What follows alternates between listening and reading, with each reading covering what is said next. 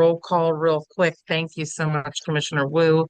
Um, for those of us here for just the briefing portion, Commissioner Blackwell, Commissioner Burton Falk, present.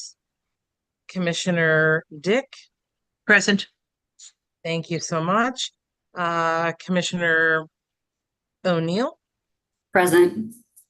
thank you so much. Commissioner Quintanilla, Present. and thank you. And Commissioner Wu. Present. Awesome. Okay, thank you so much. Good afternoon, good and beautiful people. This is the briefing session for Planning Commission for July 15, 2025. Briefing means that you will hear the applicant. There will be no public testimony taken at this time, but we will surely have questions and comments from the commission. I'm going to go ahead and read off the items we have here before us today under briefing. We have 5 items. They are as follows. Briefing item A, DCP-MPZC-2025-00129. This is Council Bill 2025-1417 at 2819 Shadeland Avenue. Agenda item B under briefing is as follows. DCP-ZDR-2024-00328 at 900 Freeport Road. Agenda item C under briefing is as follows. DCP-MPZC-2025-00159. That is Council Bill 2025-1938. Agenda briefing item D is as follows. DCP-ZDR-2024-02900 at 4942 Gloster Street. Briefing item E is as follows. Outdoor retail sales and service legislation. I'm going to move up to agenda item A, reread in for the record. Again, agenda item A is DCP-MPZC-2025-00129, Council Bill 2025-1417. This is at 2819 Shadeland Avenue. This would be a zoning map amendment for the former Horace Mann School site in the Marshall-Shadeland community. Presenting that here for us this afternoon is Mr. Fraker. I'll turn it over.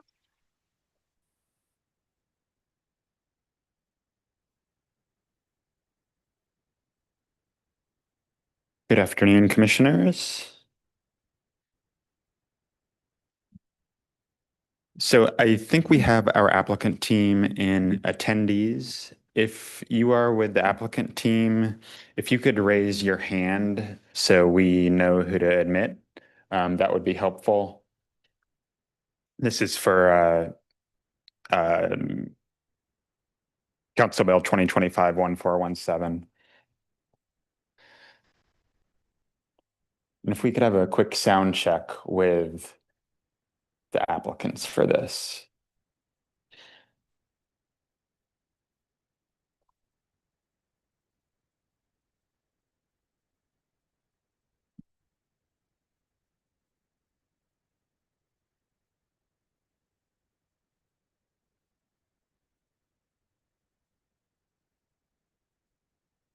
Well, I can read in the case, and then we will see if the applicants join. In the meantime, then we can turn it over at that point. I'll go ahead and read this in. This is Council Bill 2025-1417, filed by Councilman Daniel Lavelle. It was referred to Planning Commission by City Council on January 29th for the Commission's report and recommendation. A copy of the legislation is attached to the report. The legislation proposes a zoning map amendment to change the zoning district of parcels 45A 166 and 45E 43 from residential single unit detached high density to urban center mixed mixed use. Per section 922.05.b.2, an application to amend the boundaries of the zoning district map may be proposed by the city council, the planning commission, the owner of the subject property, or the owner's agent. The subject properties are surrounded by the R1DH district to the north, south, and west, and the LNC district to the east.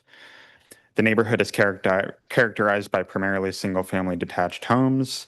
Historically, there have been some commercial uses along Shadeland Avenue, but some of those uses are no longer operating.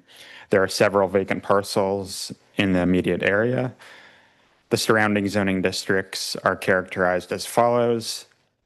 So the intent of the LNC district, the local neighborhood commercial district, is to maintain the small scale and rich diversity of neighborhood serving commercial districts.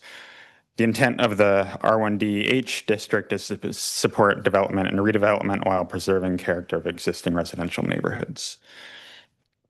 The height limit in the R1DH zoning district is 40 feet, and it's 45 feet in the local neighborhood commercial district. The intent of the urban center mixed use district is to allow commercial uses while also providing diverse housing options, including affordable housing and workforce housing. The height map will also need to be amended as a part of this proposal. The applicant is proposing a maximum height with performance points of 65 feet and a base height of 50 feet. City planning staff have identified a potential concern that the proposed UCMU zoning may be considered as spot zoning. This concern has been raised with the councilman. City planning staff have noted that the LNC district may be a more contextual district, and if the housing needs assessment amendments are passed at city council, there would be an option for a height bonus to allow for larger development with inclusionary zoning units included, and therefore could be a viable alternative to the UCMU zoning. It should be noted, however, that the residential compatibility standards would apply if the site were rezoned to local neighborhood commercial, but they would not if the site were rezoned UCMU. A development activities meeting was held with the Marshall-Shadeland Community Group on July 1, 2025. The DAM report will be included in your hearing report. The Marshall-Shadeland Group has agreed to waive the 30-day requirement between the DAM and the hearing for the project. That agreement is attached to your report. With that, I think we can turn over to the applicant team. I'm not sure if we have them available yet, but if you are with the applicant team for the proposed zone change in Marshall-Shadeland, please raise your hand and we will work to promote you to panelist so you can share your presentation with us.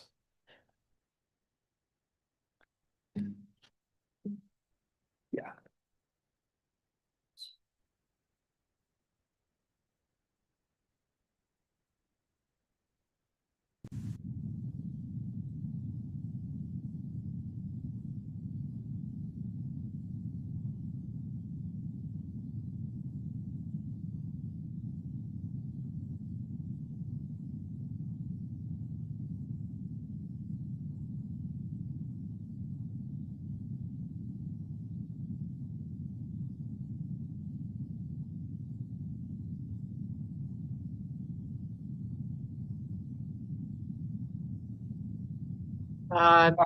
For those of us that are online, we are not seeing any presentation. I'm assuming the same as for in the room.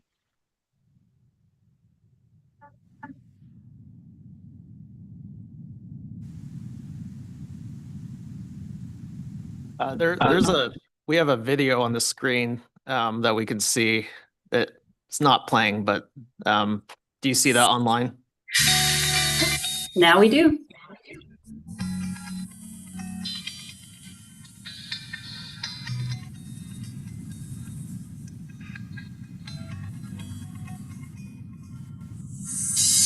When I started my journey, I had a safe place to live, and everybody should have that.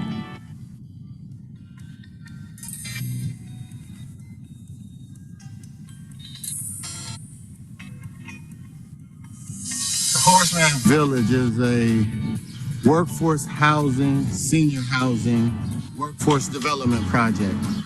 So it tackles the problem of affordable housing. It tackles the problem of getting men and women ready to enter the workforce. These are for men and women who are working right now, who they deserve a good place to live, and they deserve a chance to change their lives. And that's what we think this project will do. And so now we've come to a particular time in our society where the worker who's making 20, 25 bucks an hour still needs some help, for lack of better terms, just because of the price of everything.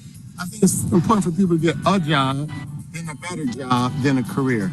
So we're trying to find men and women who really want to change the trajectory of their lives and make themselves better. And that's what this is going to be, a real beacon for the whole region and hopefully for the state and the country. And so we want to offer our resources at Horace Mann Project to make sure that whomever is staying there, that they have access to our resources, to our system, to make sure that we can train people to go into in-demand jobs there. And so it's such an innovative project that we haven't seen in Pittsburgh. You really don't see it around the nation too much, because it really gives folks the economic floor that they need to be able to skill up. I was excited because the workforce component, unfortunately, often gets overlooked. And so you're giving now people the skills and the resources so that they can be, contributors and taxpayers in their communities. Workforce housing is talked about a lot. We just don't see a ton of it. And so for a project to be envisioned like the Horace Mann Project is really important, because we have some individuals here from really challenging neighborhoods and who need an opportunity to grow, but they can't do it where they're at right now. And so this is a pathway to kind of get people to where they need to be. Having on-site job training is very important, because a lot of times this is their first job and they need to develop their skills. I think that's going to be the linchpin to this project, is the workforce development aspect and the training. Men and women who live in this area who are seniors, when they get up in age, they have to move because they have nowhere to live. The senior units is so clutch in this neighborhood. There's no place for a senior who's been accustomed all their life to going right here to Coons Supermarket to shop. And then when they reach a certain age and need to be on one level, there's no place for them to transition in the same neighborhood, to keep their same routine, to go to the same supermarket, to walk at the same bus stop. I think for the North Side in particular, this is a project of hope. It gives folks a real door to walk through that they haven't had before, that supports them in a different way that they haven't seen here in the city or in the county before. And so because of that, this type of innovative project should be, looked at throughout the country. I think what this project means for the North Side, it's an example of what can be when, public and private partnerships come together in a real meaningful way to deliver a product that is responsive to the needs of the community. I can't wait to see, how this project unfolds, because, if what happens on paper is what actually gets developed, I think this will be a great community asset, not just for Marshall-Shadeland, but for the North Side as a whole. It's going to help change lives, because it's going to give people that little nudge, that little stepping stone that they need while they're taking challenges of maybe paying for child care and things of that nature. They need this little push so eventually they can live the American dream too. It's going to bring a lot of jobs. It'll bring the community closer. It should hopefully make it safer. It should be good for everybody. It should be beneficial for everybody there, and it'll just keep growing. An investment of this magnitude on a community can change the community. And it gives people hope, and it gives them perspective that they're not forgotten. We are really, really, really, really excited that by transforming this particular area now, the impact it's going to have in the future.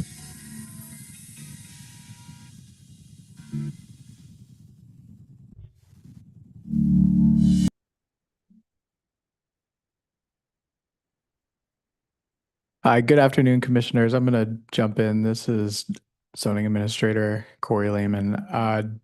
We are trying to get the council office or someone to present to answer questions of the commissioners on this item. I think there's perhaps just a little bit of misconnection on the timing. So if the chair would be willing, could we postpone the follow-up from the video here on this item to the end of this agenda, of the briefing agenda?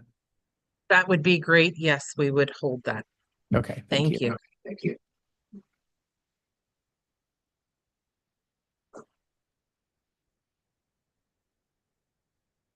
Might there be some change or no?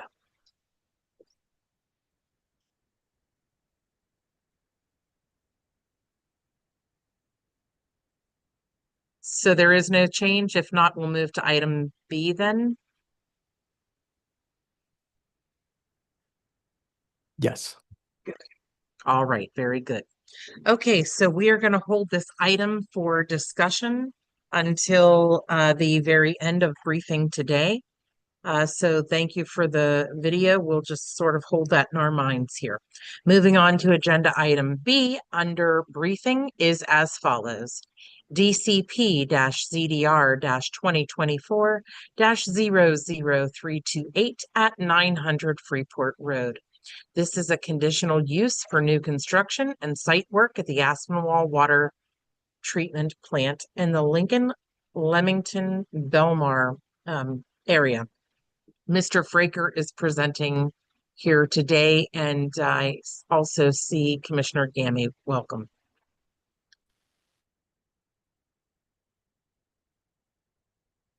Good afternoon again, commissioners. We'll do a quick sound check with the applicant team, who I believe have their hand raised. We can wait for them to join online, and then I'll read in their report.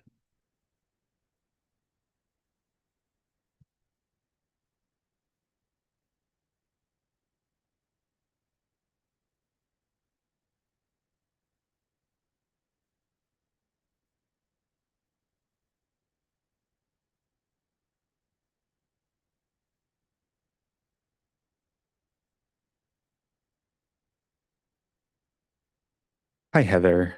Hope you're Hi. doing well. It sounds like we have the sound check and it's good. So I will go ahead and read in the report and turn it over to you all for the presentation. All right, this is conditional use application DCP ZDR 2024-00328, filed by Brown and Caldwell on behalf of Pittsburgh Water for demolition, new construction, and site work for improvements to the Aspinwall Water Treatment Plant site. The site is located on the north shore of the Allegheny River and sits adjacent to Aspinwall Borough and O'Hara Township. The site is bordered by Penn Central Railroad to the north and Allegheny River Trail Park to the west. There's a capital lease agreement between Pittsburgh Water, formerly PWSA, and the city of Pittsburgh. As of September 1, 2025, Pittsburgh Water will retain ownership of the subject parcel. Per section 911.02, conditional use approval is required for utility general within the RIV IMU zoning district. Per the zoning code, the campus is deemed a water-dependent facility. The applicant proposes a new building for chemical storage that would replace the existing fluoride building on the campus. This building would be located within the 125-foot riparian buffer at 78 feet, but is permitted due to the water-dependent status of the facility.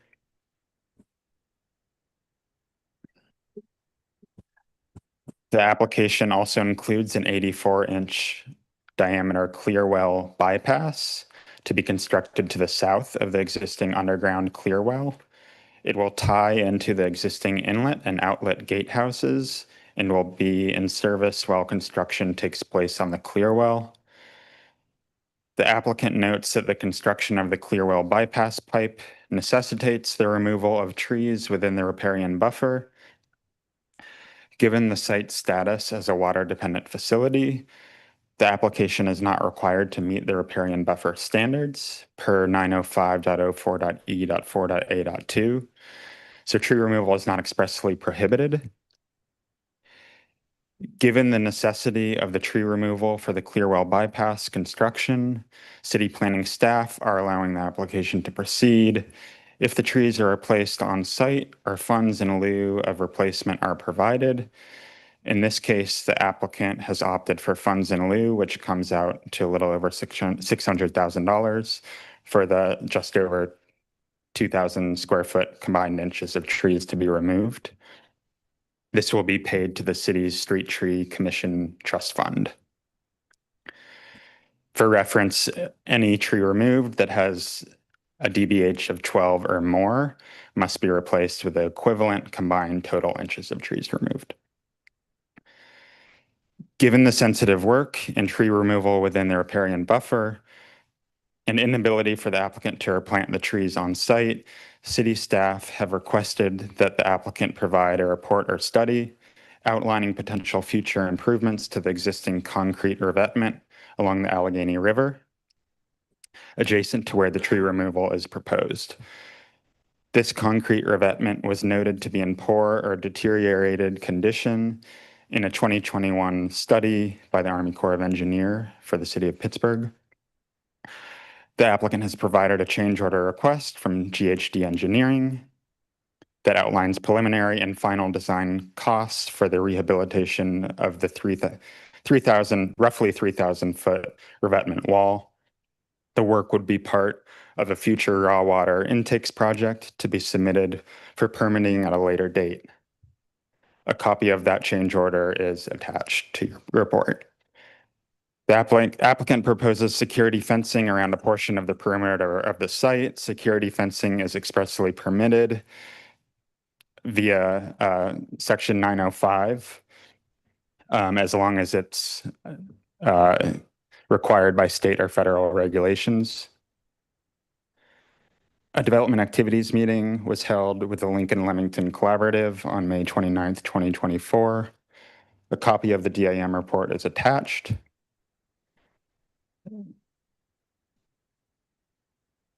The application was reviewed by city planning design staff and there were not substantial comments.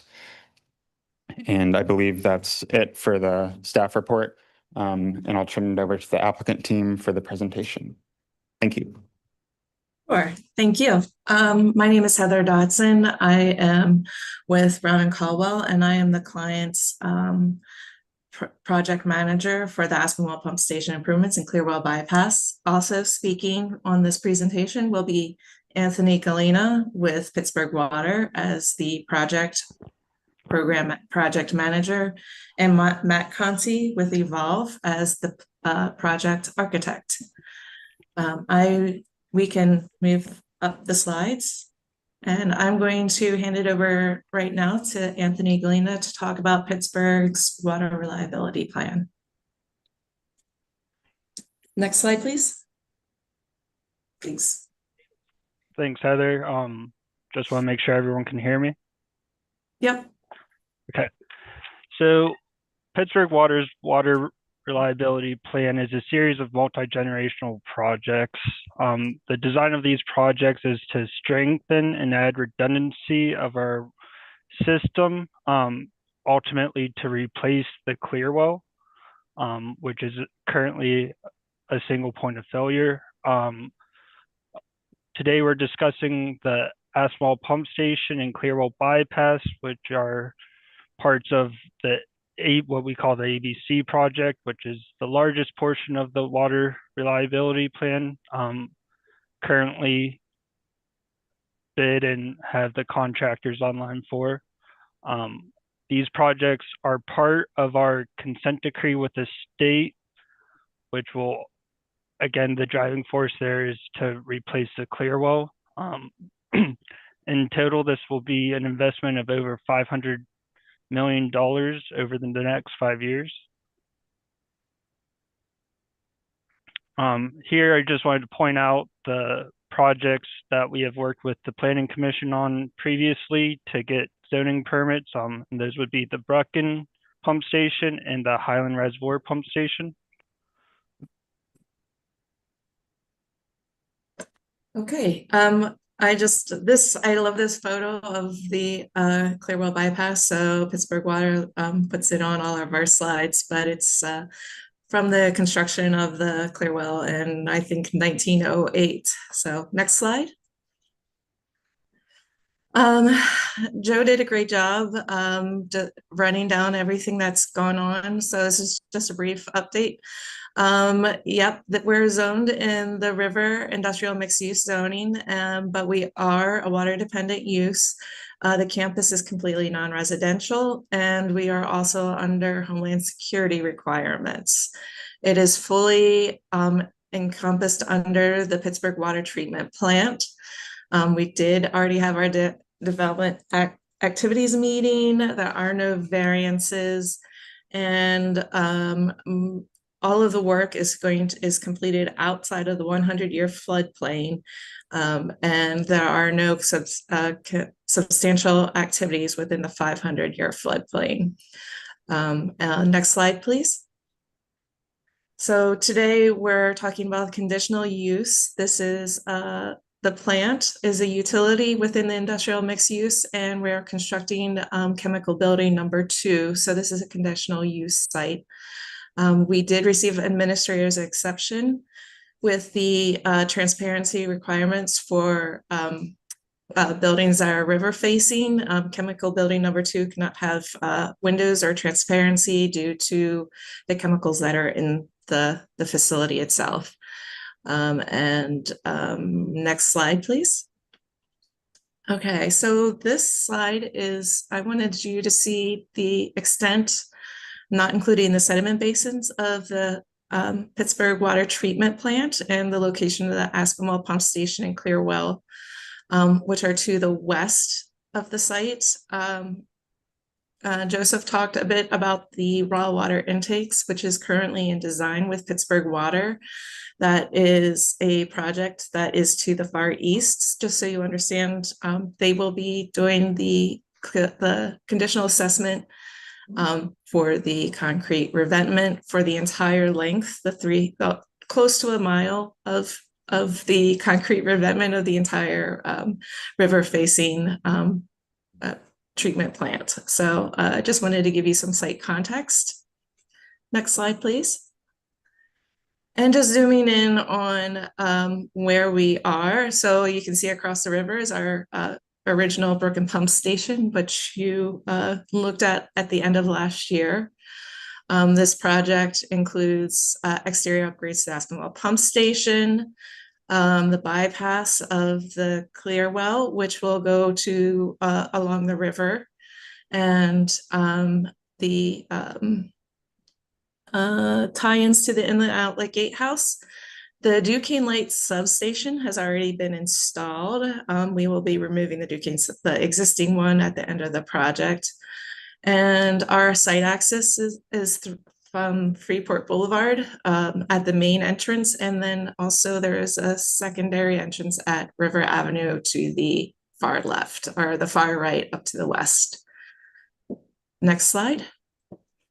All right, site improvements. So the Aspinwall Pump Station was built in 1912, and site improvements are going to be removing the garage that's sitting in front of it or towards the river, and the fluoride building. Both of those buildings were added later in the, I believe, the 30s or 50s.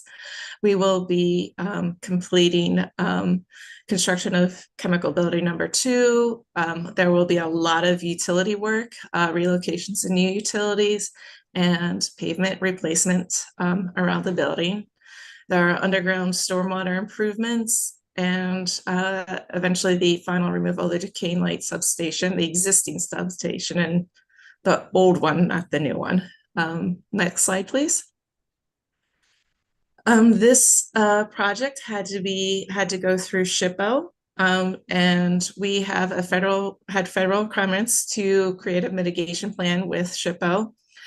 And all work on the Aspinwall pump station will be in accordance with the Secretary of Interior standards for rehab.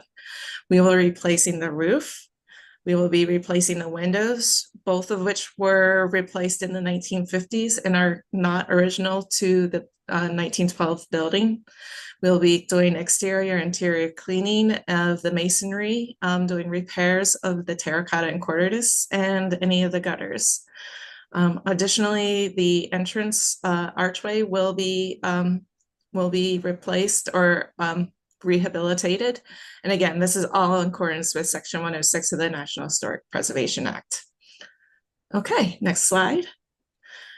Generally, what this project is about, we're replacing the existing pumps and motors and the switch gears, the discharge piping, all within the building.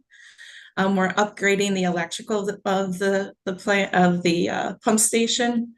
There's going to be a new electrical room. We're converting the south side of the building to a hotel/office space for when Pittsburgh office staff might need to come to the plant, or when ops needs to find a place to have some meetings. The new chemical building will relocate the fluoride and orthophosphate feeds, and included in there will be tanks, infrastructure, and electrical equipment. And then this should have been on another slide, but we are replacing perimeter fencing at that in front of the and across a lot of the site, and all of the exterior equipment like makeup air units and the electrical equipment will have screening. So next slide. The other part of this project is the Clearwell bypass. The Clearwell was built in 1908, and in order to install the bypass so that that can go online, and then a future project will be to build a whole new Clearwell in its place, and to take the Clearwell offline. We will be installing 84-inch and 144-inch diameter steel pipe with vaults, and connecting to the inlet and outlet gatehouse subsurface in the underground. As Joseph said, in order to do so and maintain the access road that passes through there, we do need to take some trees down. They do pose a public health risk to the drinking water from the roots, and they do pose a very serious homeland security risk. So it is better for us to get rid of them. The vast majority of those trees there are black locusts. So next slide. And I think with that, I'm going to hand it off to Matt so he can talk more about the architectural elements of this.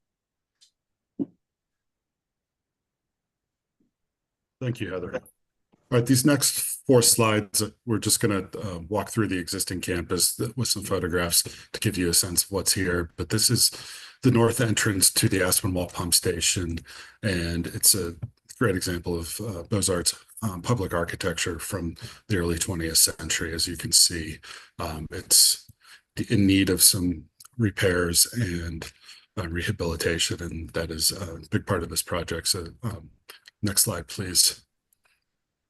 This is looking at it from the river. And again, as Heather stated, we will be replacing the roof, replacing the windows, and cleaning all the masonry to restore it to its kind of public prominence as a great public building within the city. Next slide. Oh, wait, before we go, sorry, go back, sorry. And then this also shows the garage on the right that will be demolished, and the fluoride building on the left. Those are the 2 lower buildings with the green hipped roofs that you see closer to the river. Next slide. This is looking from the east side of the pump station and showing and then also on the fluoride building that is on the west side. So this fluoride building is what will be demolished, and then the one on the left shows the substation that will be demolished. Next slide. And then this is the important picture on this slide is the garage, which is also being demolished here. The other views are of the east and the south, or I'm sorry, the facing south. It is the north side of the pump station. Next slide, please.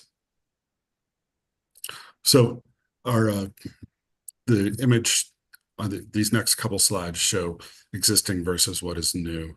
So on the left is the new renovated pump station, and you can see there are some locations where there is exterior equipment. Those are screened by a plate metal screening system that has a feature from the original design stamped into it to create the screen. That is a star-like bath window from the original Roman bath look at the front windows of the pump station. So that is repeated around the pump station as our screening element. Next slide, please. This is the view from Freeport Road, roughly where the Eaton Park is, if you're familiar with the mall area, the waterworks there. So this is the view you would see. You would not see the chemical building number 2 from this side, but you would see the renovated pump station from this side. Next slide. This is further down. This is from St. Margaret's Hospital, or roughly from the entrance to St. Margaret's Hospital. Again, with the vegetation along the railroad there, you do not see much of the pump station, and you cannot see chemical building number 2 from this side of things. Next slide, please. All right, this is, if you are on the railroad tracks there looking, this is the only view that you can really see. You come up to the security fence, but you can see a little bit of chemical building number 2 from this side, and then you can see the entrance to the pump station. And you can see that there a location where we do have a lot of exterior equipment that is screened on the right below those 2 main windows in the pump station. Next slide, please. This is the view from the river. On the left, you can see chemical building number 2, and this is the south, or the river facing south side of the pump station. Again, where you see the gray at the base of the pump station, that is where we are screening equipment along the riverfront, and then otherwise it is just the river revetment that you're seeing in front that is existing. Next slide. This is looking towards from the west, kind of southwest corner, again looking up at the chemical building, which is what you see on the left side, and then the pump station with the screened elements along the base of it. Next slide, please. And then this is the opposite view looking from further east. And then again, you can see the chemical building. On this side, you can see where the removable panels are to take the corrosive chemical tanks in and out of the building. That's the feature you see along the east side of the chemical building. And then you can see the other equipment that is screened along the base of the pump station. Next slide.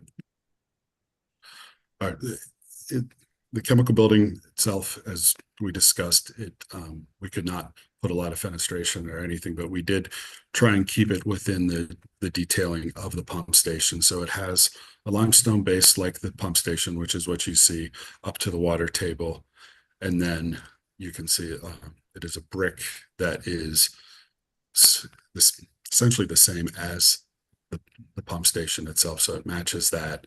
And then there are some soldier courses and other revealed details to give it a little bit of texture, but it is essentially a utilitarian structure for chemical storage. Next slide. All right, Heather, back to you. Okay, back to me. So just to mention some of the sustainability or the stormwater management, the site, as you can tell, there is not a lot of space for surface stormwater management. We have an arc tank that will be built to the south side of the building, and all of the inlets will have water quality inserts. it will tie into an existing Pittsburgh Water outfall. The roof is a cool roof and will include daylighting. Next slide. So the project site constraints are more where we're going to be coming and going. The main access is again off of Freeport Road, via River Avenue, or the main access. There is limited site access minimal staging areas available. The big key here is this is an active site. The pumps will still be running. So we will be working with operations staff. The contractors will need to be cognizant that this is a plant, an active plant, and that being able to keep things separated and not and do a really good job of just keeping the site staff and the contractors all working together. Next slide. And then finally, we've got the construction impacts. All construction is located within the plant, and the primary entrance will be from the main entrance, and then all contractors will go right. Everyone on all Pittsburgh staff will go left. There's a secondary construction access that's available at River Avenue for the west of the Clearwell, and all project work is scheduled to be between Monday and Friday, 7 a.m. to 5 p.m. and will be following city code ordinances for construction. Next slide. Just the time frame. So design, completion, and permitting. The project has its public water supply permit and its construction permit from the DEP. A mitigation plan was issued and is being followed with between SHPO and the Pittsburgh Water, and building permits for the chemical building and the Aspinwall pump station have been reviewed by City of Pittsburgh. The contract was awarded, the multi-prime contract was awarded in April 2025, and the construction notice to proceed will be in August of 2025, with anticipated completion of the project in late 2029, early 2030.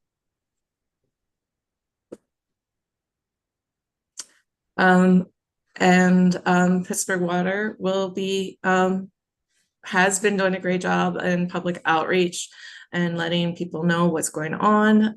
If you have any questions, they have a water reliability plan website. There are project signs, community meetings, monthly community meetings. And if there are any questions, please go ahead and feel free to ask. Well, thank you so much for the presentation. It was very thorough, and commissioners, at this time, it looks like Commissioner Dick might have a question and a hand raised. I have a question. Can you hear me? Yes, we can hear you. Yeah, Go okay, ahead I'm and sorry. ask your Okay, yeah. This may be a little early to ask, but what type of vegetation are you planning to utilize to stabilize the soil over the bypass pipe after you have removed the trees? Because I think keeping it from eroding will certainly be a very important matter. Yeah, we will be using matting and grass. The soils are okay. We are taking all soils off-site and bringing in all construction material. So we will be doing heavy ENS matting over top of the pipe, and then soil seeding. And I don't know the seed mixture. I don't know what we're putting in there to stabilize it, but the existing slope, I think, is about 20%, 15 to 20%. I think it's 15%. Mm-hmm. Good. Thank you. You're welcome. Okay, thank you, Commissioner Dick. Are there any additional questions, commissioners, or comments? And This is just Commissioner Wu. I don't know if I misheard, but did you mention that there was going to be a hotel on site? I'm sorry, hotel spacing, like just spaces for people to come and go, not a Oh, okay. hotel. Sorry, that's the term we use Yeah, for. I thought you meant there'd be like a few rooms or something for the workers to stay in. But yeah, okay, that Cubicles. makes sense. Cubicles. Thanks for the clarification. Sure.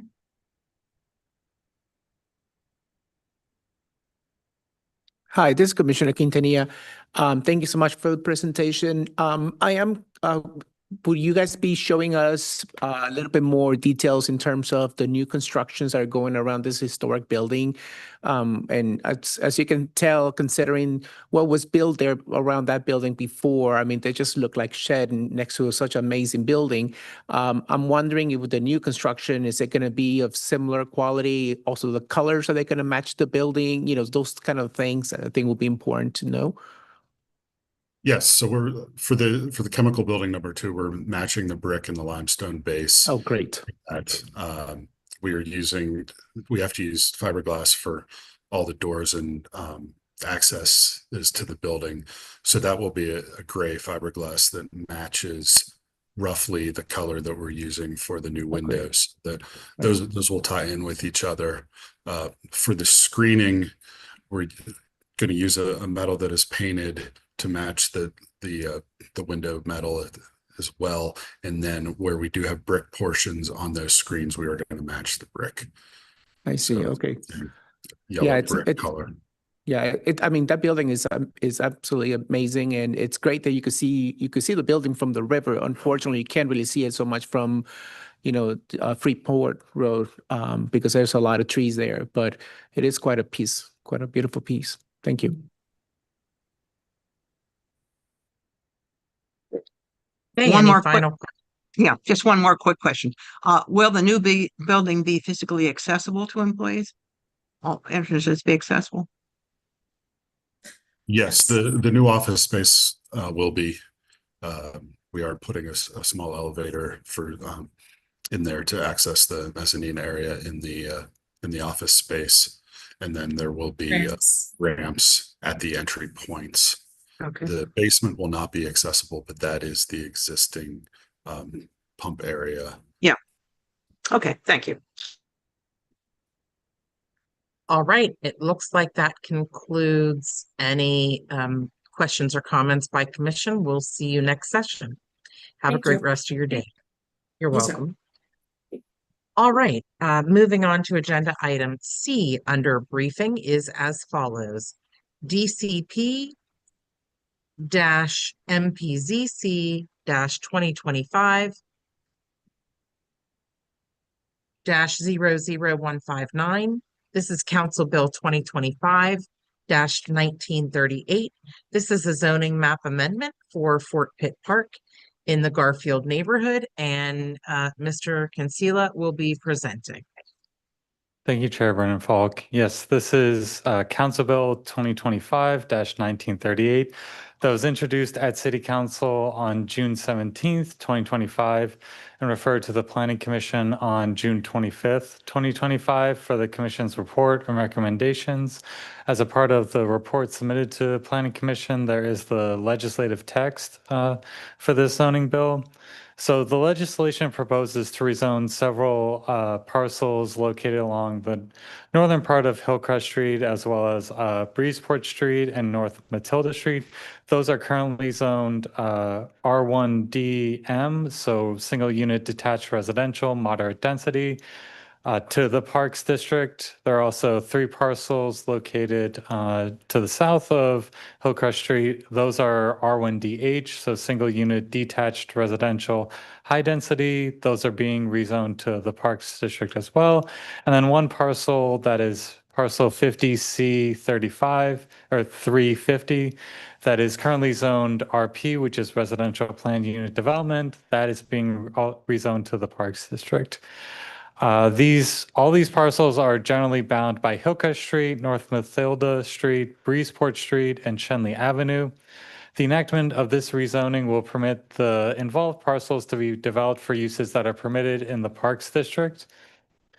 There was a Fort Pitt Field and Park Master Plan that was completed by the Department of City Planning in 2021, following an extensive community engagement process. One of the recommendations from that plan was actually to rezone a lot of these parcels to the Parks District. So this is essentially enacting that recommendation. Paschik and MTR, on behalf of the Department of Public Works, has submitted an application for site improvements to the Department of City Planning. Per section 922.05.b.2, an application to amend the zoning district map can be proposed by either City Council, Planning Commission, or the applicant. In this case, this was introduced by City Council. Per the zoning code, the Planning Commission has 90 days upon receipt of this recommendation from City Council to provide a recommendation to City Council. The hearing date for this recommendation is scheduled for July 29th, 2025, so that complies with the 90-day requirement. There was a development activities meeting held with the Bloomfield Garfield Corporation, which is the registered community organization in the neighborhood. That occurred on June 26, 2025, and a copy of the meeting summary report is attached to the report submitted to commissioners. Per sections 922.01.c.1 and c.2, property owners within 150 feet of the proposed zone change area were notified about this proposal for the hearing date on July 29th, and there were also posted notices around the site to comply with a 21-day noticing requirement. Under section 922.05F, the Planning Commission shall review zoning map amendments in accordance with the criteria that were included in the zoning code and included in reports to city planning commissioners. And with that, I'll turn it over to the applicant team to kind of walk through their presentation. Yeah. Mm-hmm.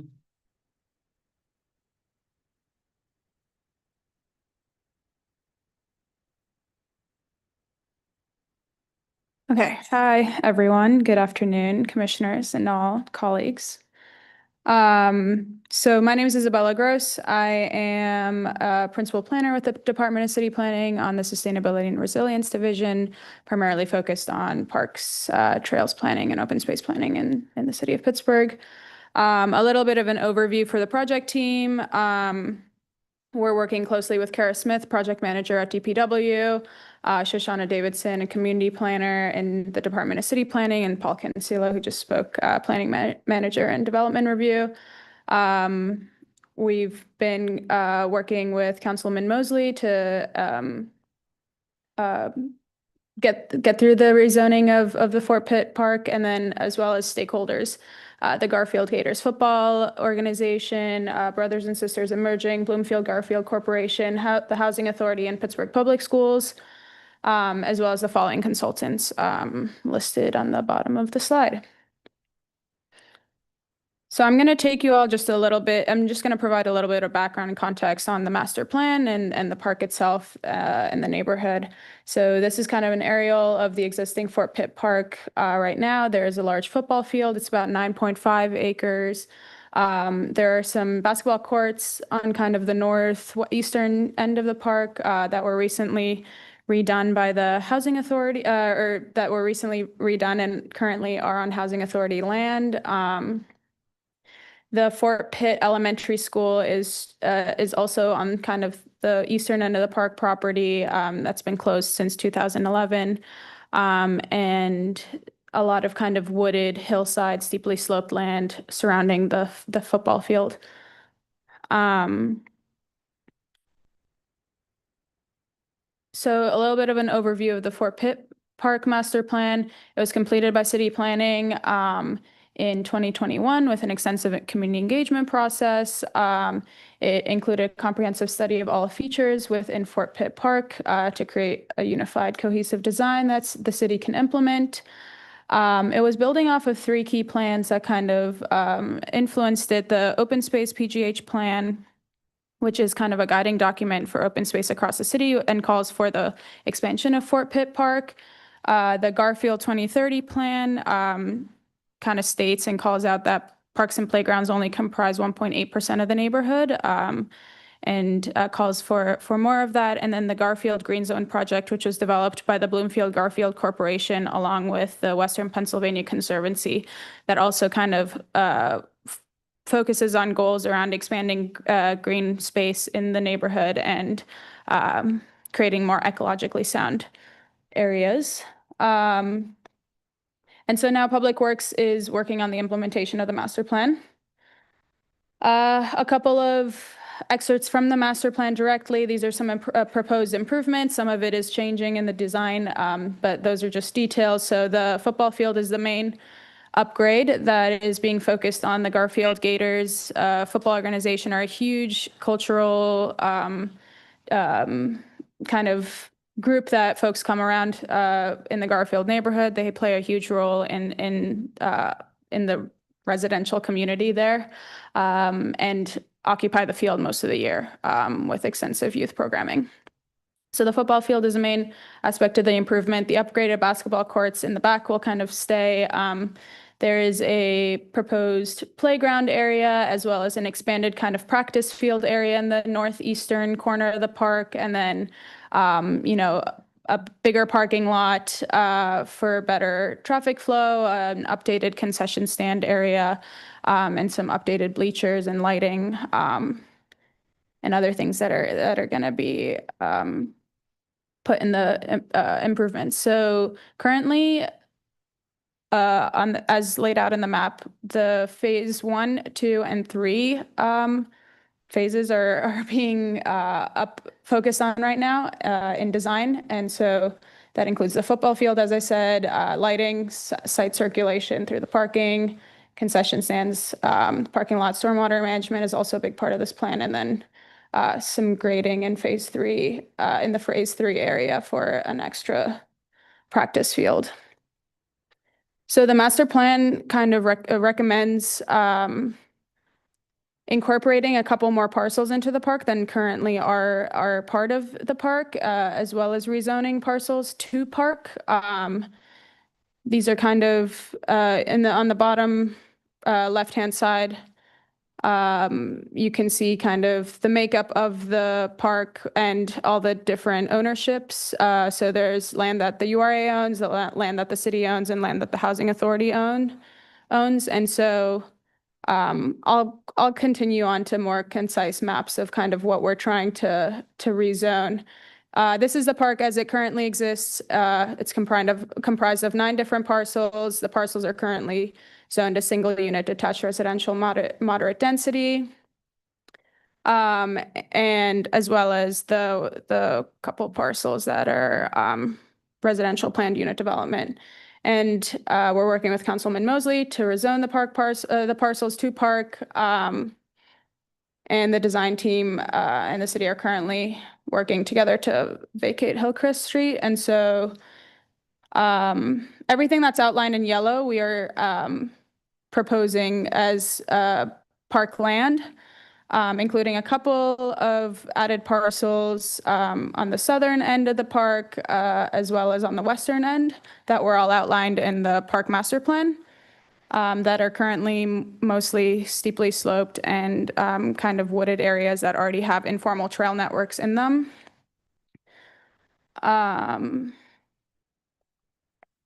Sorry, this is not working. Okay, yeah, so this is kind of a finalized map of the proposed zoning to kind of consolidate all these parcels and rezone them as park.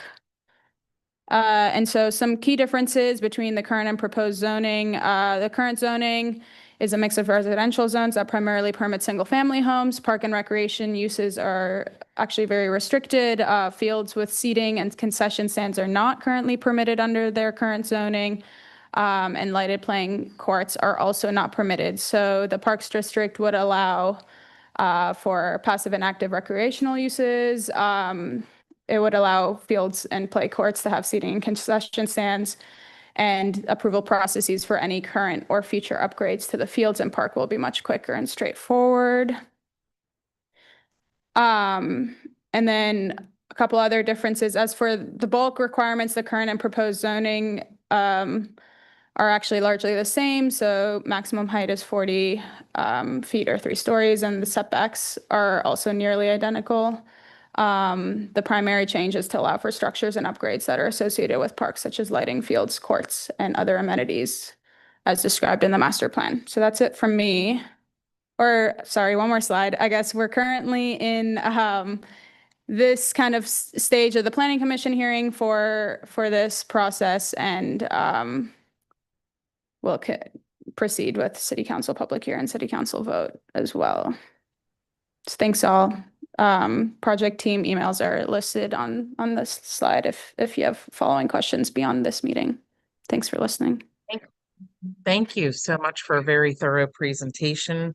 I might add appreciating the slide where you were showing the differences in the zoning. Very appreciative. Commissioners, at this time, we open the floor for questions or comments. Commissioner Dick, it looks like you have your hand raised as it relates to this application. Just a quick question. Do you, how many more acres will this procedure actually add to the park? That's a good question that I actually currently do not have an answer to. But maybe you could bring it back for the next for the hearing or something. Sure. Yeah, I can look into that. Thank you. Thank you. Thank you so much. Commissioners, additional comments or questions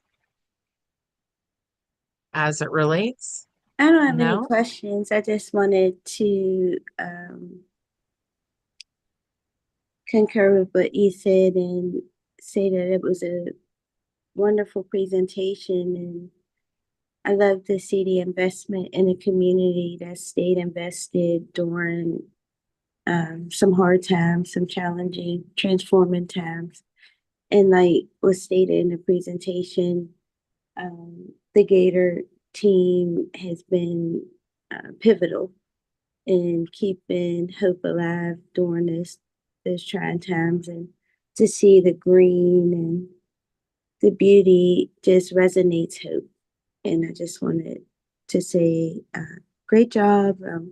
I look forward to seeing when you come back some landscape, some stormwater, more detail in that.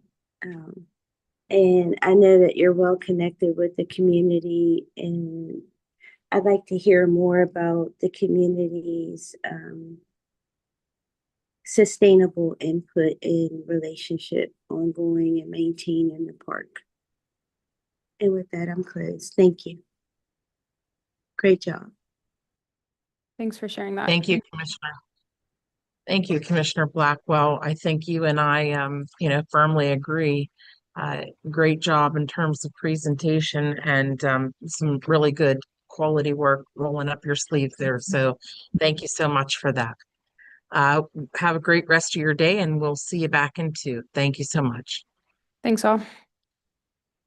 All right, we are moving on to agenda item letter D, which is as follows.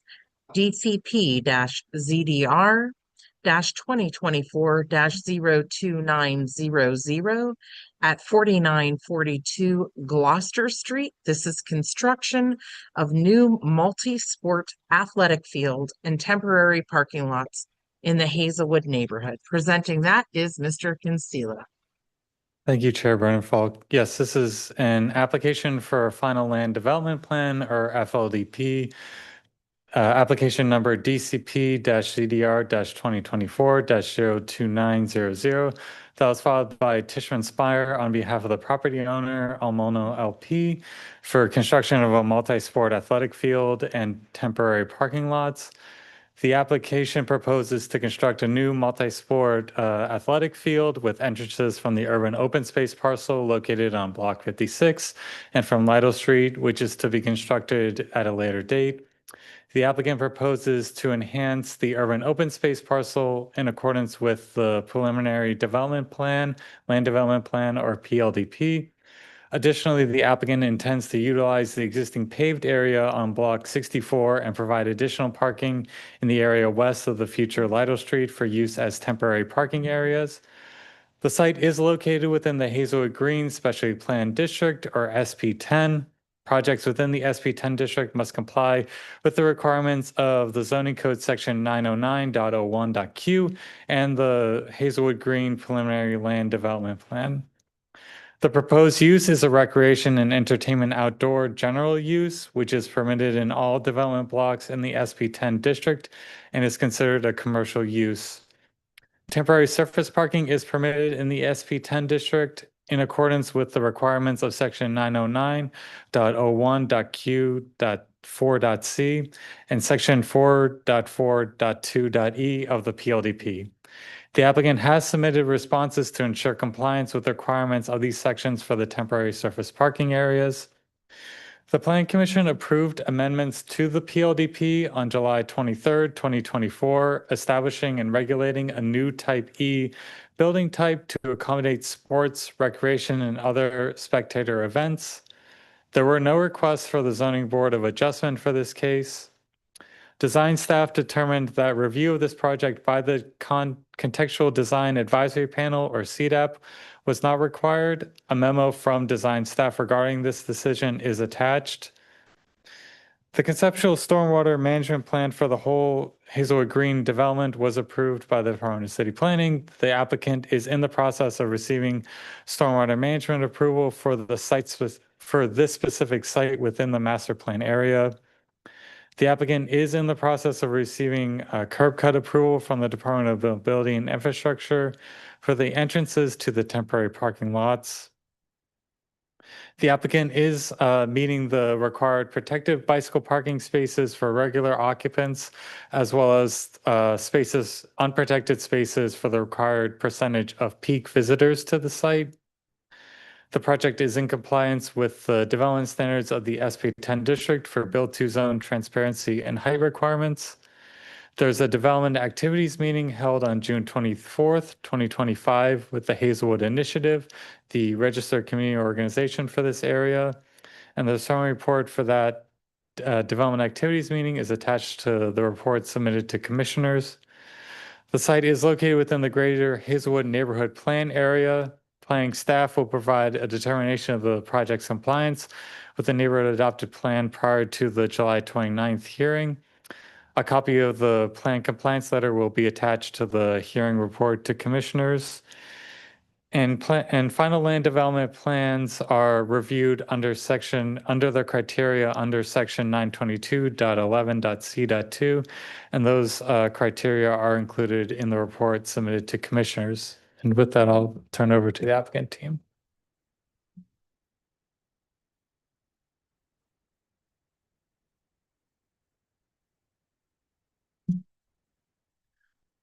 Testing.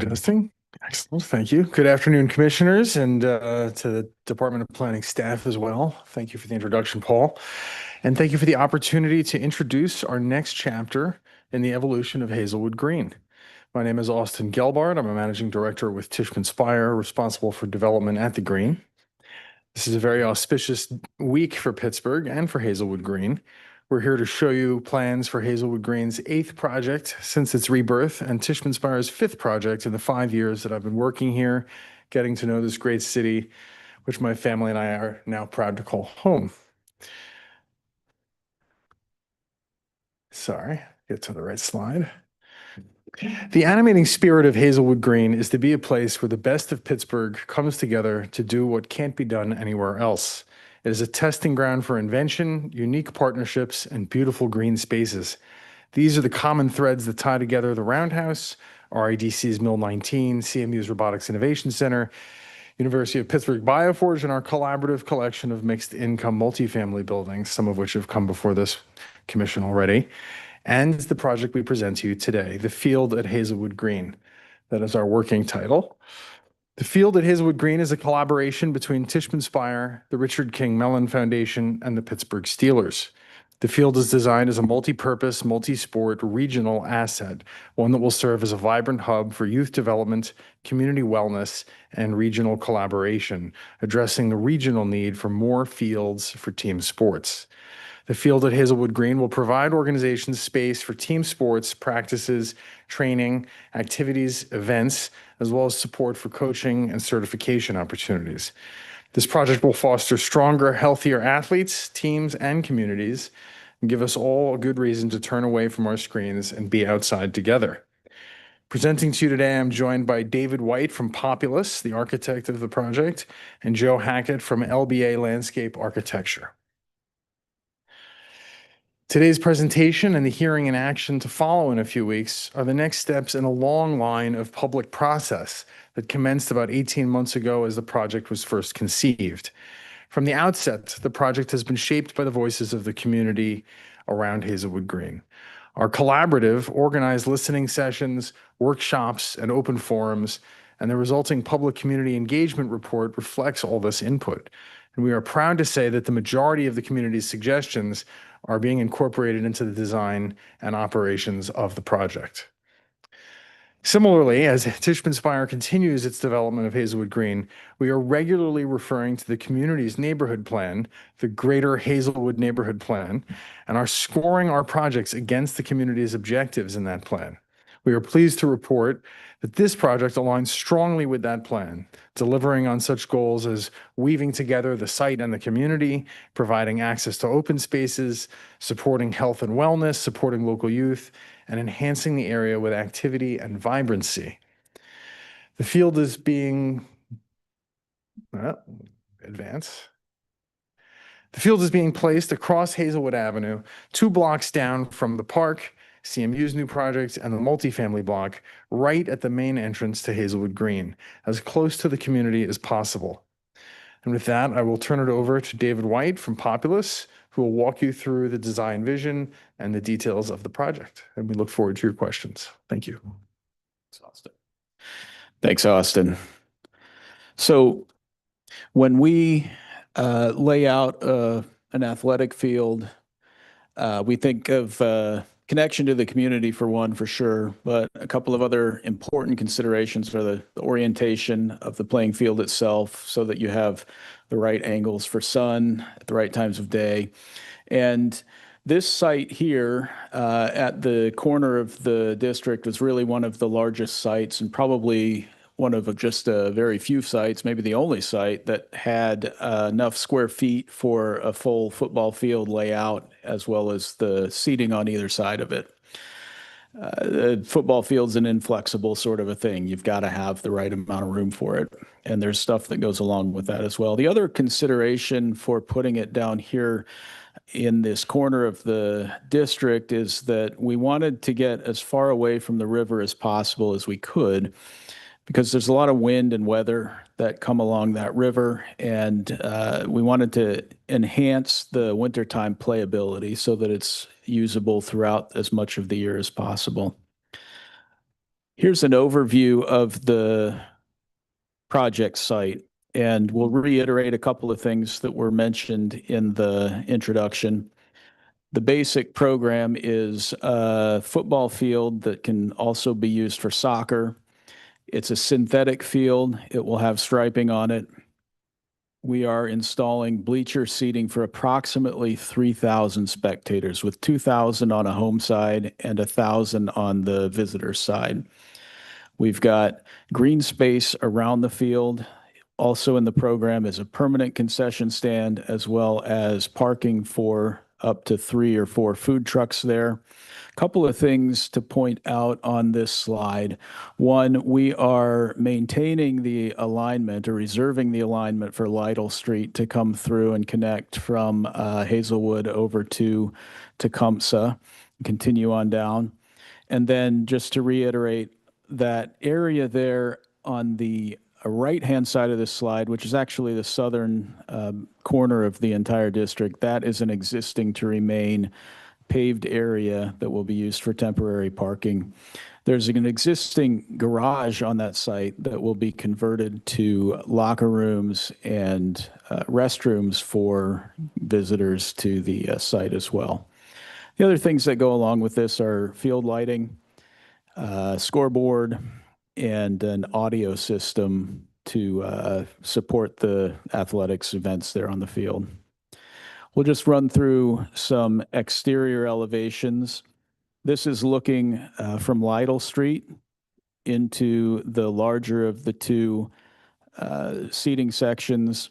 You can see there's a press box on the back.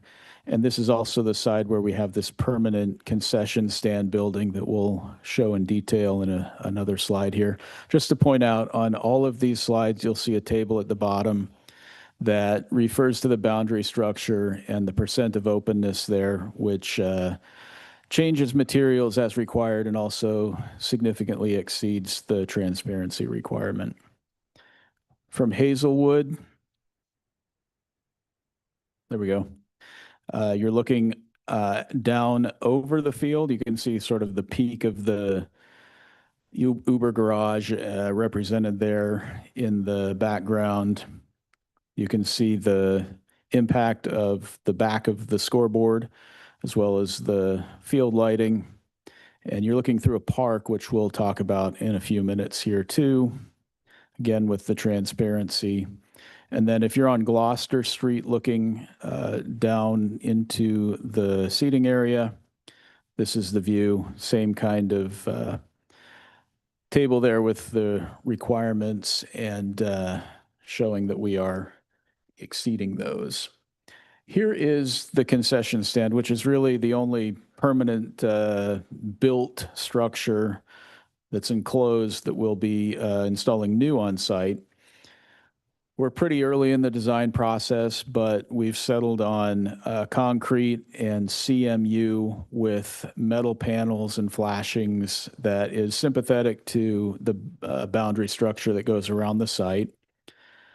And the boundary structure itself has, too fast, a similar material palette. So architectural block with concrete foundations, piers for the elements, the masonry elements that sort of interrupt that wire mesh, no pass-through structure, which is a requirement of the NFL. The press box I'll call out is a prefabricated press box, and it will have a corrugated metal panel siding on it. As far as site circulation flows go, the red arrows there will represent where we have pedestrians coming in and out from the temporary parking areas. As far as the daily access, that's off of Gloster Street. There will be some people here most days that the building is open, and then the vehicular access for events is intended to be down there off of Hazelwood Avenue at the corner of the temporary parking area. We're showing a potential security system there. We've thought about the requirements and square foot and linear foot that are necessary for that. The Steelers will have a lot to say about this, as well as Central Catholic, but we're showing an evolved system there, which is really state of the art as far as screening visitors to the site. Here is an aerial perspective. Go back to that. I want to steal Joe's thunder here. That shows the entire site with the scoreboard, the seating, sort of gives a better view of what you'd see looking down on it, and maybe a hint about the organization. We'd like to share a little more detail about the park itself. I'll turn it over to Joe.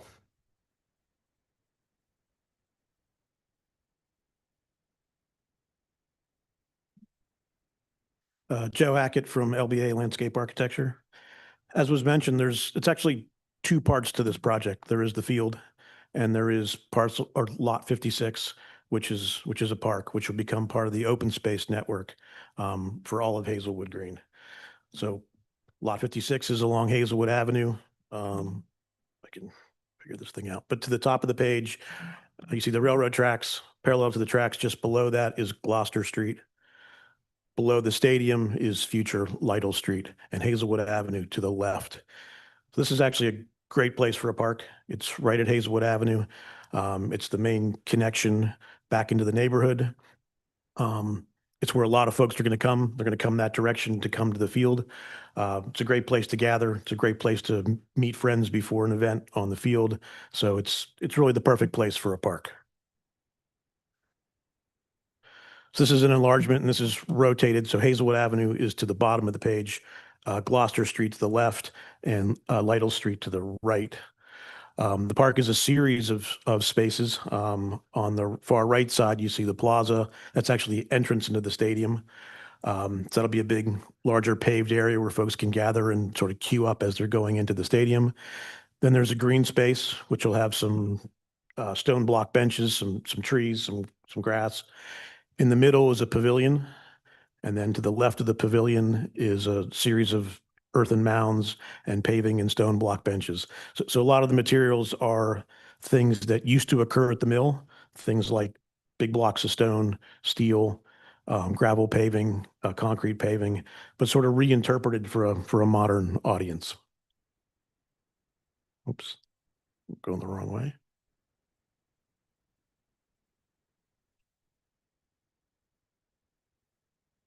Oh, okay. I'm right. So as part of the art component for all of Hazelwood Green, there'll be 2 standalone art pieces within the park. And these are actually, whoops, there we go. I'm jumping around. I apologize for that. These are actually cross sections through the park, and you can see those art pieces. So in the upper left-hand corner is a cross section if you're standing on Gloster Street looking back into the park. So you see these arched gateway structures. They will be made of steel. They will have the same sort of form and materials and colors as buildings that used to occur on the site. The cross section in the upper right-hand corner is in the middle of the park through the pavilion. That pavilion will have the same sort of forms and materials, slightly bigger. But the idea is to pick up on what used to be here at the mill and then reinterpret it. And I'm going to turn it back over to David to talk a little bit about more the procedural components of the project.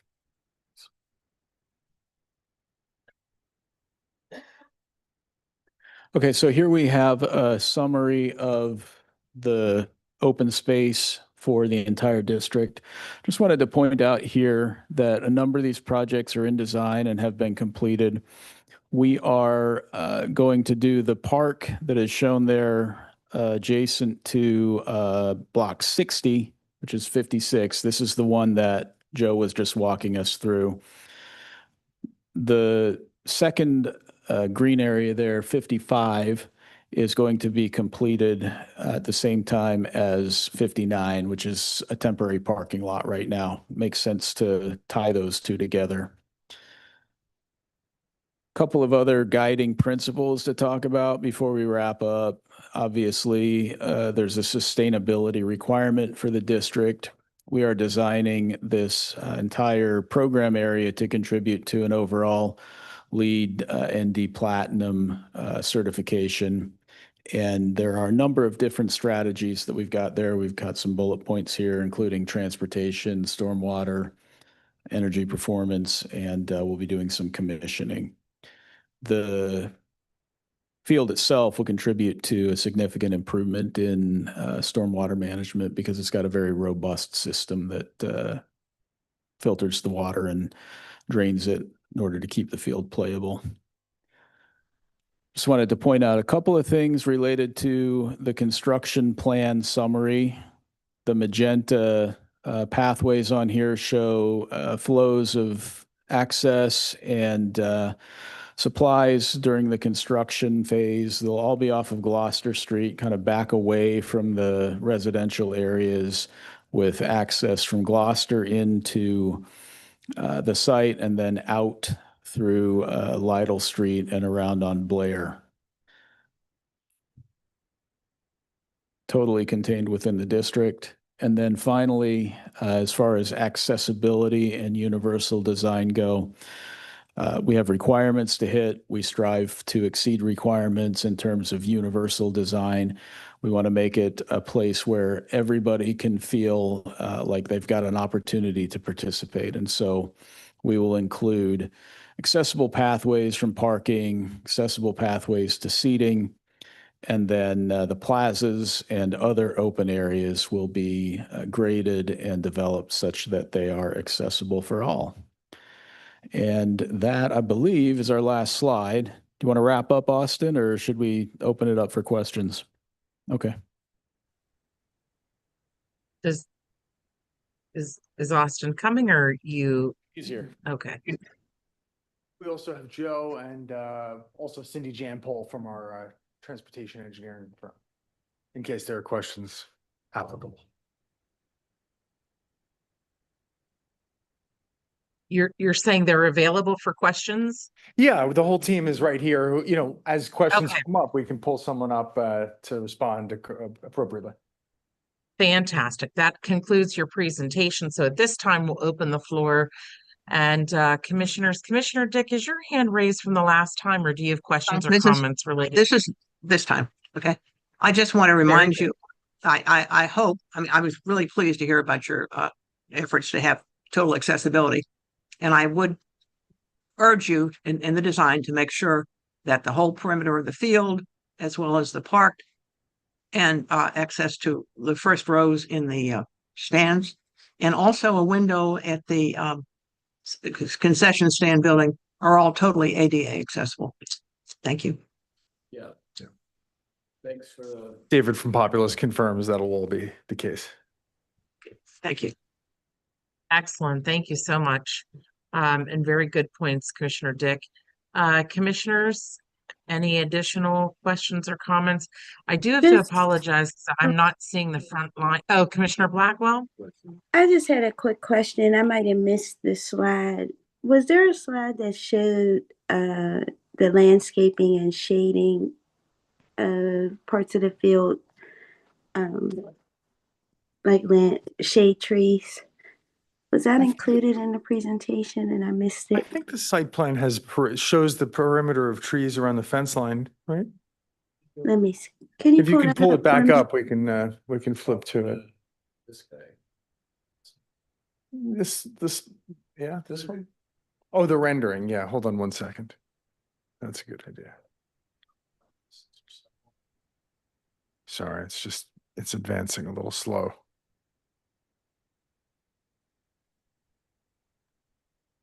There we go.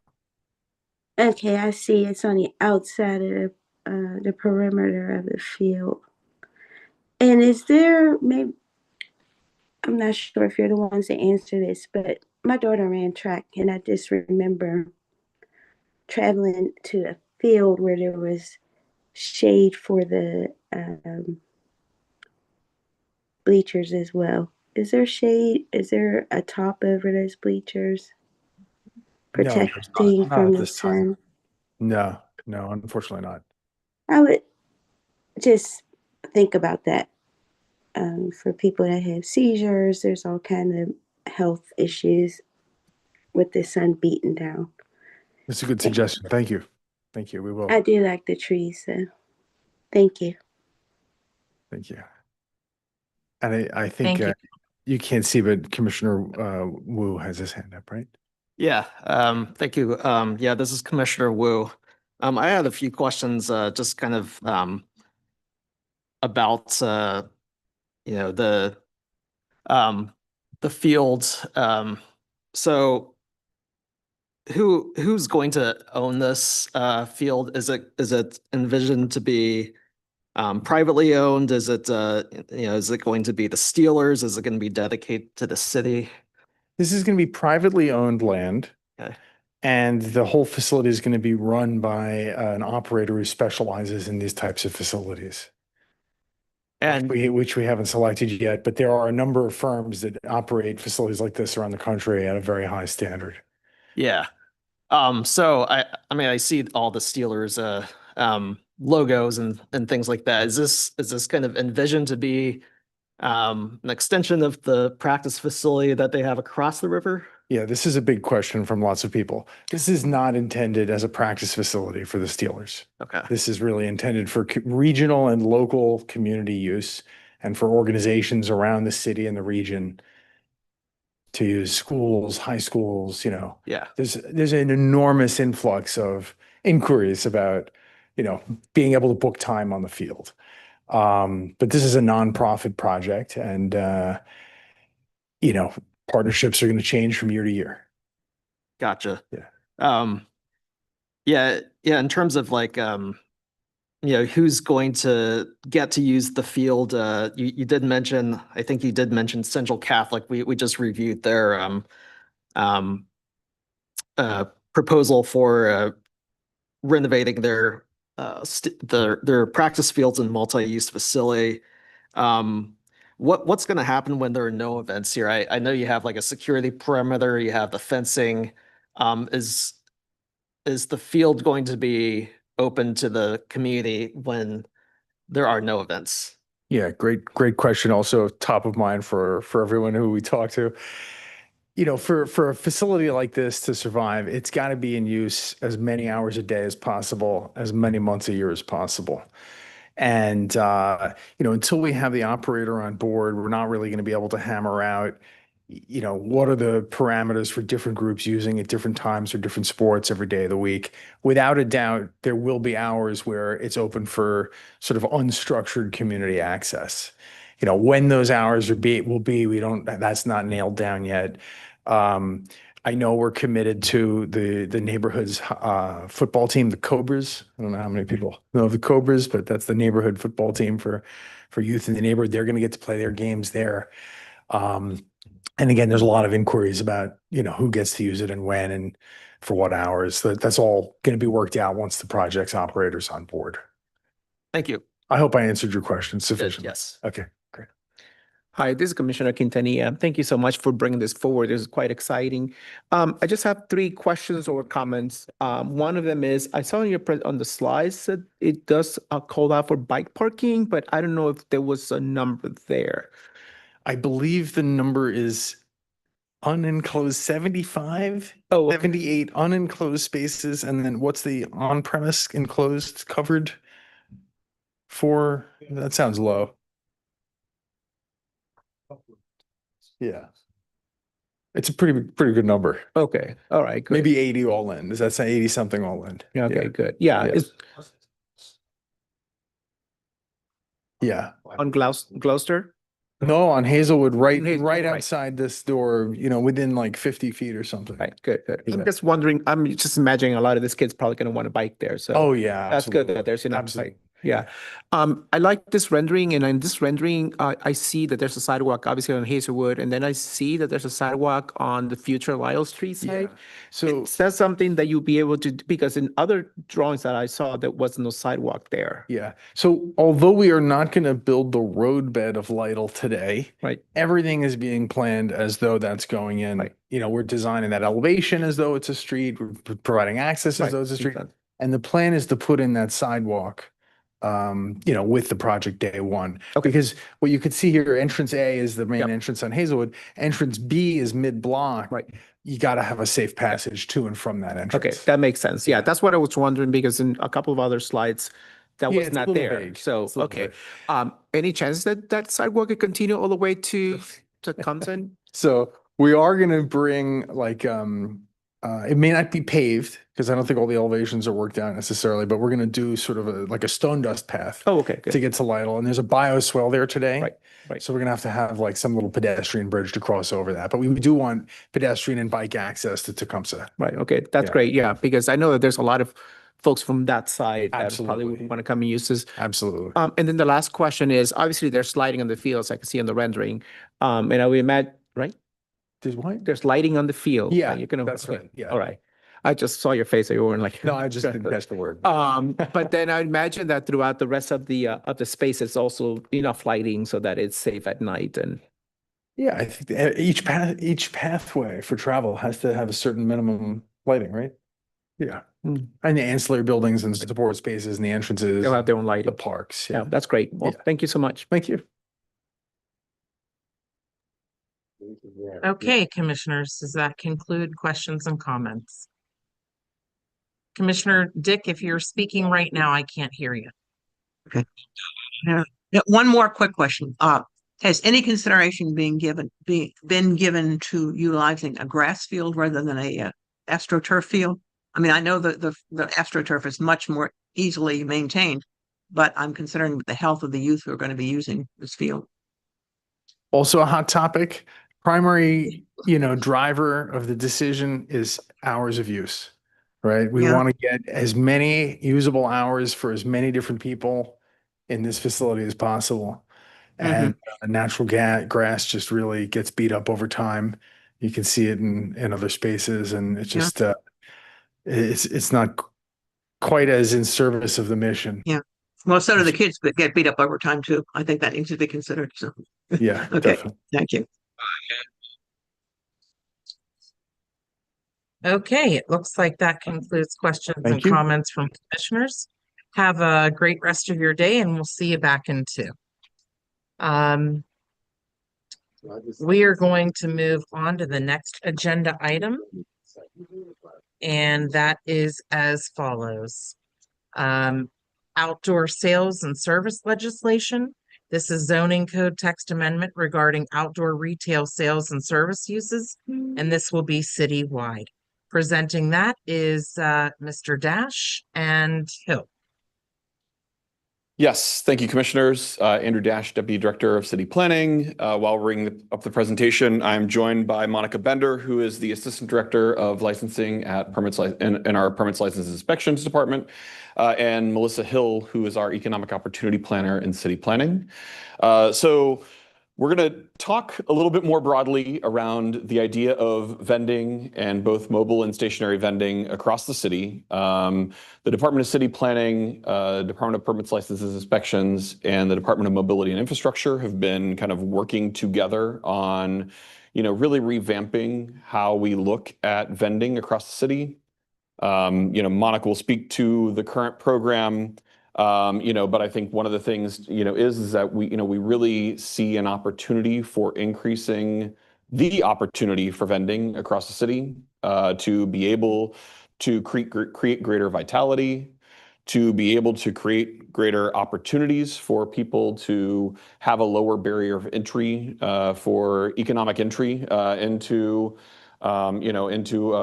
a cart or a truck or something of that nature, to then be able to build into storefronts across the city. And to do that, we have to, we'll walk through what our process has been, but ultimately we have to make amendments to both the zoning code and to the code for vending. And so although the role of the commission is really around, the changes that we'll be making to the outdoor retail sales and service use in the zoning code, which we'll try to walk through specifically, we are going to do that a little bit in the context of, of what we're looking to do around vending in totality. And so just kind of walk through again that existing program, talk through what our goals for the project to expand opportunities for vending look like, what engagement that we've done, as we lead into, the hearing in 2 weeks, our recommendations and the specifics of that relate to the 3 items that we'll cover with the text amendment to the zoning code, and then talk about how we tie all of this up after it moves through the Planning Commission. And so, really to start, again, kind of the broader opportunity, as I noted here, is really around economic opportunity, around vitality and placemaking, and, in the convenience of having more options available for, for retail. So, with that, I'll jump over to Monica and let her speak to the current program. All right, thanks, Andrew. So a little bit about the current program. It is informed by our business licensing Title VII. And from Title VII, we're specifically targeting the vendors and peddlers text related to or within Chapter 719. And this is in reference to our licenses that we issue for street and sidewalk vendors or right-of-way vendors. We have two different license types that we speak about. One is the mobile license, and for definition, this type of license is primarily allowed in metered parking spots only, or we have a very few selection of like vending areas. And they have to move at least once every 4 hours. So they're not allowed to be there permanently. And that is obviously different from a stationary or permanent vendor, which is defined as using a specific licensed location on the right of way. So they're not permitted or they're not required to move within, as long as they obtain and maintain their license for the duration of that license. So usually they're yearly. And then we also have the zoning code, which Andrew mentioned. And currently we have permits on private property. Two different use types. One is the main use on the lot through the outdoor retail sales and services as a non-accessory use. And then the other secondary use as an accessory use.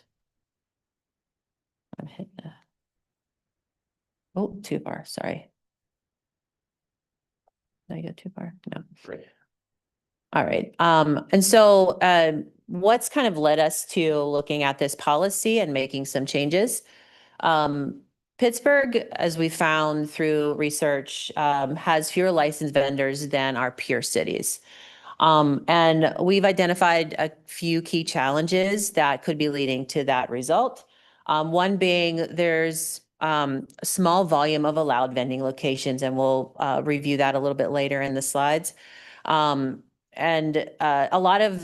of that is related to the process that we have in place for our stationary locations within the city of Pittsburgh.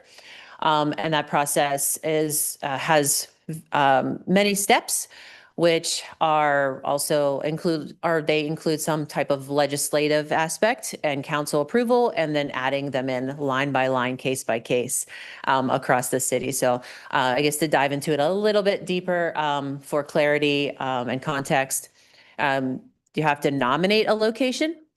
Then the nomination goes through a review process with a committee. The committee then submits it to council. Council would approve or deny it. And then if it's approved, it would be added in through legislation within that vending piece of legislation, the 719. We also have very complex and confusing regulations. So again, for context, we haven't updated the text to this code we haven't done a major overhaul to the text of the code for probably about 2.5 decades.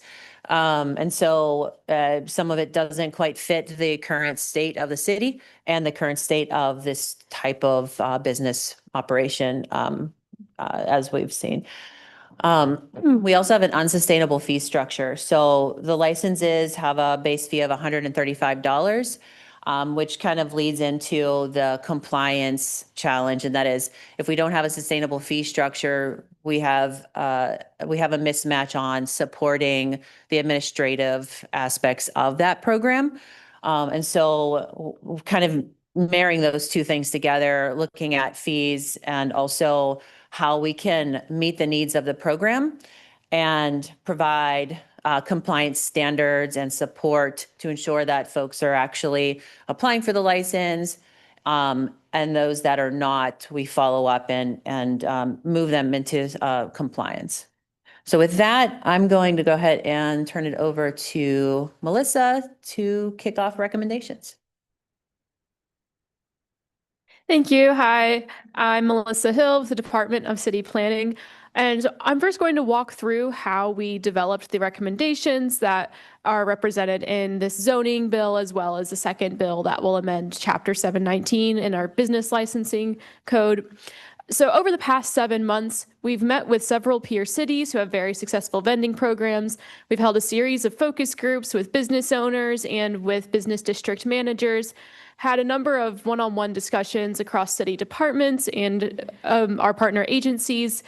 And we've done a lot of research to see how what we know is a best practice in vending policy relates to some of our systems already here in place in Pittsburgh, and namely the work that the Department of Mobility and Infrastructure did during the pandemic was a very strong precedent for the successful use of the right-of-way for more commercial activity.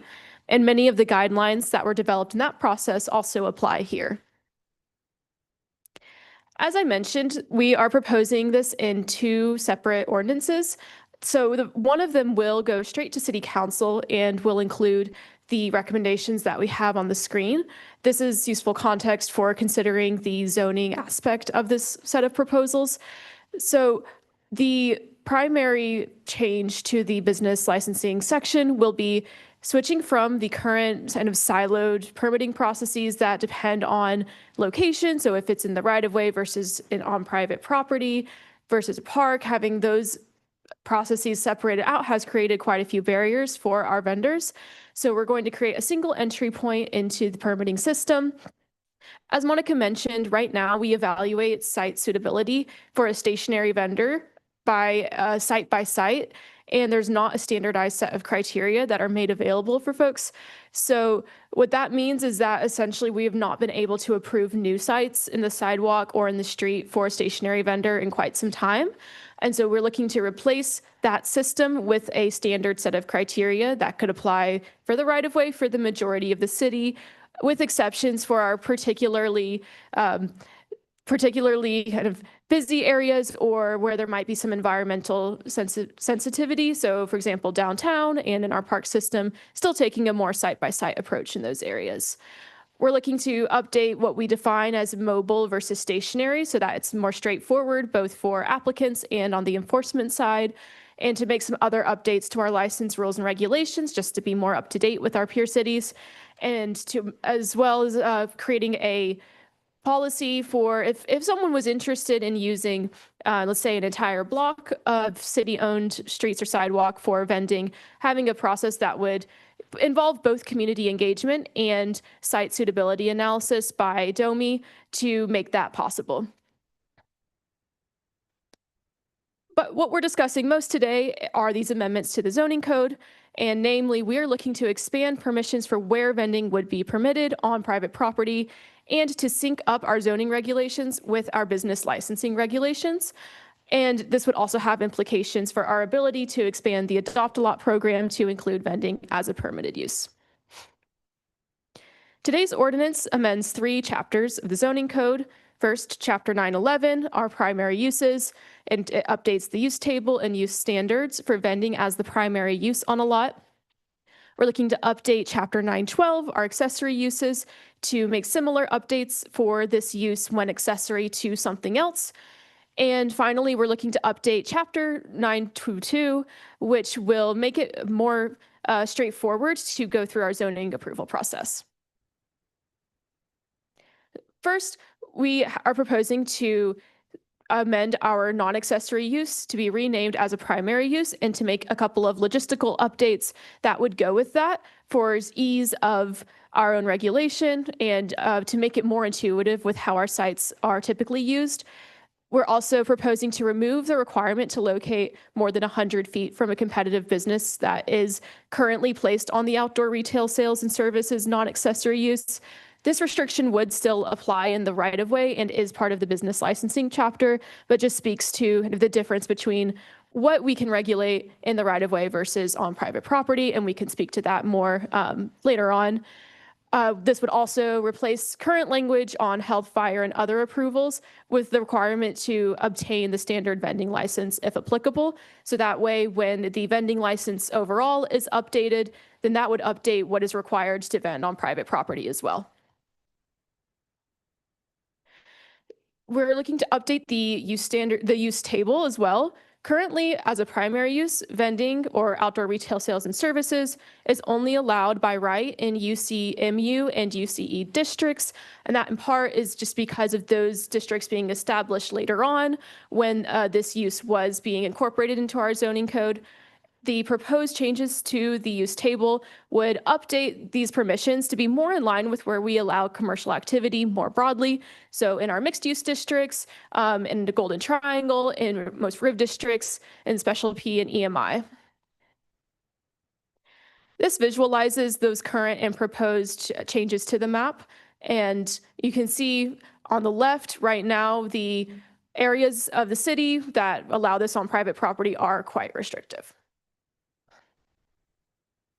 That all applies to the non-accessory or the primary use, but we also have an accessory use for outdoor retail sales and services. And currently that has some slightly different wording, but the primary difference moving forward would be when there is the another use on the lot that is the primary use versus when this is a standalone vending use or a group site primary vending use. We're proposing in our non-residential zoning districts to allow outdoor retail sales and services as an accessory use by right in our non-residential districts. And then in residential zoning districts, we are proposing to allow this use by right when it is accessory to a limited set of uses that would be appropriate to pair with vending. So agriculture, community centers, parks and recreation, religious assembly, and schools. We are also proposing similar changes to the use standards that we outlined earlier for the primary use. And finally, we are proposing that we explicitly state cases where a full zoning approval and adding this use to the ROSA would not be required. Just because, for example, it's not intuitive that we would need to do a full zoning review if someone is only going to be using a lot every once in a while, or might be going to different lots. With these proposed changes, there will also be a regulation of the vending activity itself through our business licensing chapter, and any sort of violations on the zoning side could be enforced on the back end. For a bit more context, in addition to these two policy packages, we've also put together a set of recommendations for the city and our partners to pursue moving forward to provide more wraparound supports and create a strong program beyond these policy changes. I'm going to pass it back over to Andrew to talk about the timeline and next steps. Sure. So as the three of us have walked through, I think in being able to revise and create, a more modern vending program, we are looking to bring forward these two pieces of legislation. As shows on the screen for the timeline, we did do all of that best practice research, created a white paper, which is available on the city's Engage page today, that has these recommendations in more detail. We are bringing forward, and I'll touch it on the next slide, bringing forward the zoning amendments to the Planning Commission for briefing and hearing and action now, because they require that additional process where the Chapter 719 amendments will only require going to City Council.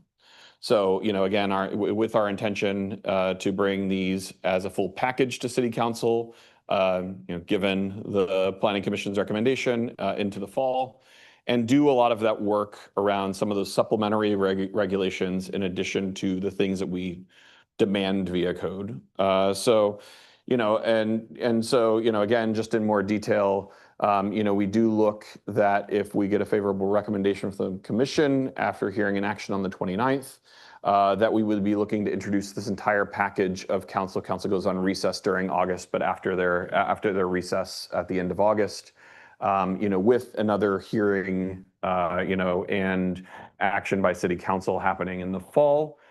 We do think that this sets up, although this is not, the intention of this is permanently around the city. This does create obviously a lot of opportunities for things like the NFL draft or other large events that will be coming to Pittsburgh, where there would be more interest in vending in a lot of our business districts and neighborhoods.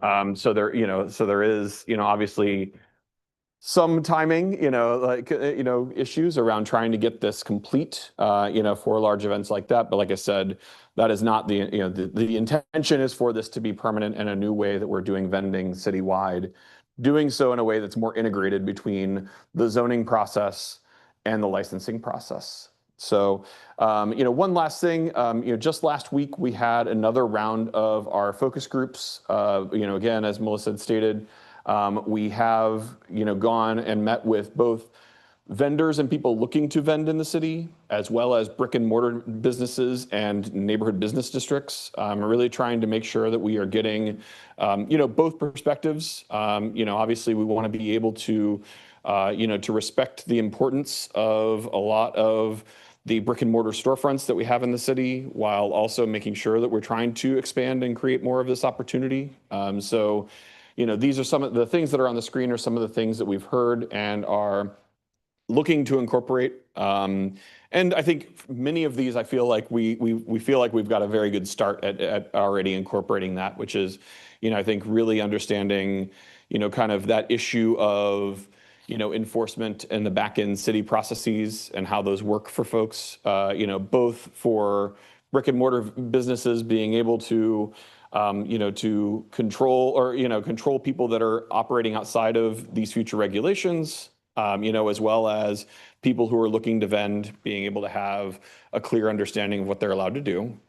I think that, obviously, looking at the opportunities that this provides for both some of our underutilized or struggling business districts, that where there might not be the opportunity yet to make an investment in storefronts in a significant way, but maybe to create a buzz or create interest or create vitality in some of these spaces, to better support existing businesses while creating, hopefully, interest in those areas for those storefronts to get filled long term.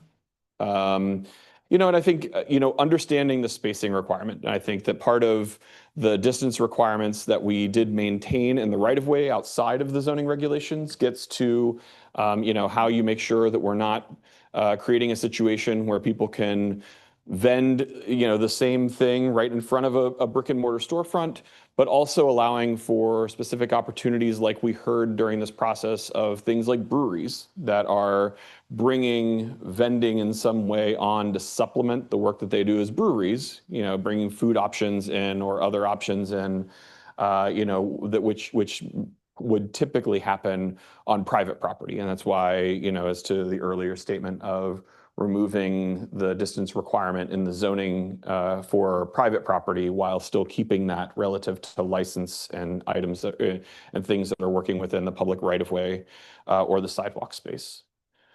So with that, thank you. We're happy to take any questions that y'all have as we look forward to hearing an action in 2 weeks. All right. Well, thank you very much. Definitely for being very thorough here. There's a lot to unpack and to sort of digest at the same time. Commissioners, being well aware, are there some questions or comments that you would like to make relative to this application? This is Commissioner Wu. I just got to say, this is maybe the most excited about legislation I've been in a long time. I was just texting with a friend on Friday about City of Columbus, and I'll just read the text because it's very applicable to this. I said, so many food options in Columbus and many places are open super late, and it seems like you can pretty much just plop down a taco truck anywhere in the city. And I think what you had said about Pittsburgh not kind of being behind peer cities in terms of street vending and food trucks and those sorts of things is very very true. And I think to be a more welcoming city, especially to immigrants, to have business opportunities that don't require a whole lot of upstart capital. I think this goes hand in hand with that. In Columbus, there are food trucks for that feature cuisines from Mexico, from Honduras, El Salvador, Puerto Rico, Venezuela, Chile, Somalia, Senegal, Nigeria. There's halal food trucks. It's just everywhere in that city, and there are groups of food trucks, like almost food truck parks and some underutilized parking lots in that city, where you have strip malls that may have seen better days, or even just underutilized lots in general. So, especially since COVID here in Pittsburgh, there aren't a lot of late night food options. And I think this is really a good way to bring that back so that, you know, there are those options for people outside of, say, Oakland, for example.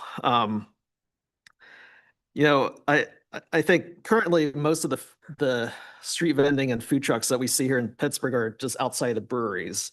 And I think there's a lot more opportunity to, you know, just to have a wider footprint, you know, in terms of these food options. So I mean, I would say, you know, I would encourage looking at expanding to all districts other than strictly residential districts, you know, as a possibility.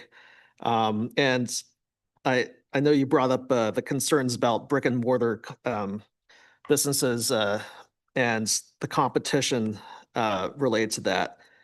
There might be, you know, a way to allow the street vendors or food trucks to operate late night after the brick and mortar vendors close. And, you know, possibly if the street vendor is there first, they can stay there unless they move or change owners. So that's just kind of a thought that I had. But yeah, very excited about this. You know, I think it's something that can bring vitality back to the city and make it a more welcoming place. And you know, it just serves so many different needs for so many different groups. Yeah, appreciate that. You know, just maybe some points on that. You know, we are allowing the use as a primary use in all of our mixed use districts. So essentially, the only places that we're not permitting it are in the residential districts. So we are in line with what you're suggesting there. We have actually talked. You noted opportunities for immigrants. We have connected with the Welcoming Pittsburgh initiative, actually specifically on this as we were generating you know, this work. Right. And although we have not, I think maybe finalized what regulations would look like, you know, likely in Chapter 719, but we have also been connecting with the nighttime economy folks to be able to think about what opportunities late night vending can provide. So I think we're definitely in line with, I think, everything you're saying and trying to look into that if they're not things that we haven't already generated as a part of the proposal. Yeah, I'm just excited to be, you know, possibly able to get a taco at 2:30 in the morning or get a breakfast taco at 6:30 in the morning before going to work. So yeah, I'm really excited about this. Thank you. Thank you very much, Commissioner Wu. It looked as if Commissioner Blackwell's hand was up next. Yes, I too agree that the city would benefit, but with all benefits, there's the other side, and it's been coming up a lot in council, the concern for public safety. For example, if we had late night food trucks, that would increase traffic, late night traffic as well. I was wondering if they're involved and if there's a plan as well as the cleanup. I personally allow food trucks at the building, and I know they personally did a great job cleaning up, but it took some time for city to come and pick up the garbage, which could invite unwarranted rodents. So yeah, that's just my comment. If you want to speak to any of that. Thank you. If that can, did you want to respond to that? If not, Commissioner Dick has her hand up. Yeah. Next. I just think it's really important to, in every aspect of changing these regulations and so on, that we maintain an adequate width of right of way for people utilizing wheelchairs and walking with white canes or service dogs to make sure they can always get through no matter what arrangements are made for the vending, to make sure that they have a safe and adequate means of passing through. And yeah, and Commissioner Dick, to that point, I think that's definitely why we used the work that Domi had done with their outdoor retail dining, you know, with their licensing work there. You know, that does, as a part of the regulations, ensure clear path. And we definitely do want to, you know, we plan on replicating that, you know, not only from what it is around clear path, but making sure that whether that's distance from an intersection, whether that are, that there are other spacing requirements that are there, that vendors would be following those as well to ensure free movement and movement for all, obviously in our rights of way. Thank you. So although that isn't in the zoning legislation, it is definitely, a part of the work, that we're working with Monica and the PLI team on the vending changes to Chapter 719. Circulation and cleanup are absolutely, critical components. Vice Chair O'Neill, your hand is up. Yes, thank you.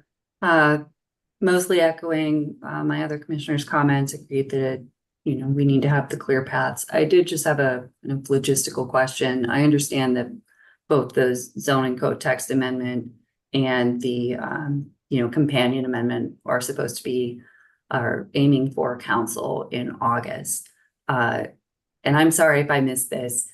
Is that version available, the separate part that's not before us today? It would be helpful to review that in conjunction with what we're doing.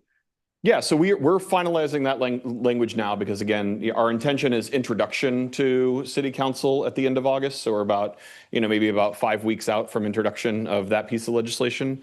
However, a lot of the approach is in the white paper that has been released and is presently on the Engage page. So there is an Engage page for vending. There is a survey actually that's available right now. We did one very early in the process. We are doing a second survey now that we are having people, be able to give us, additional feedback on the recommendations.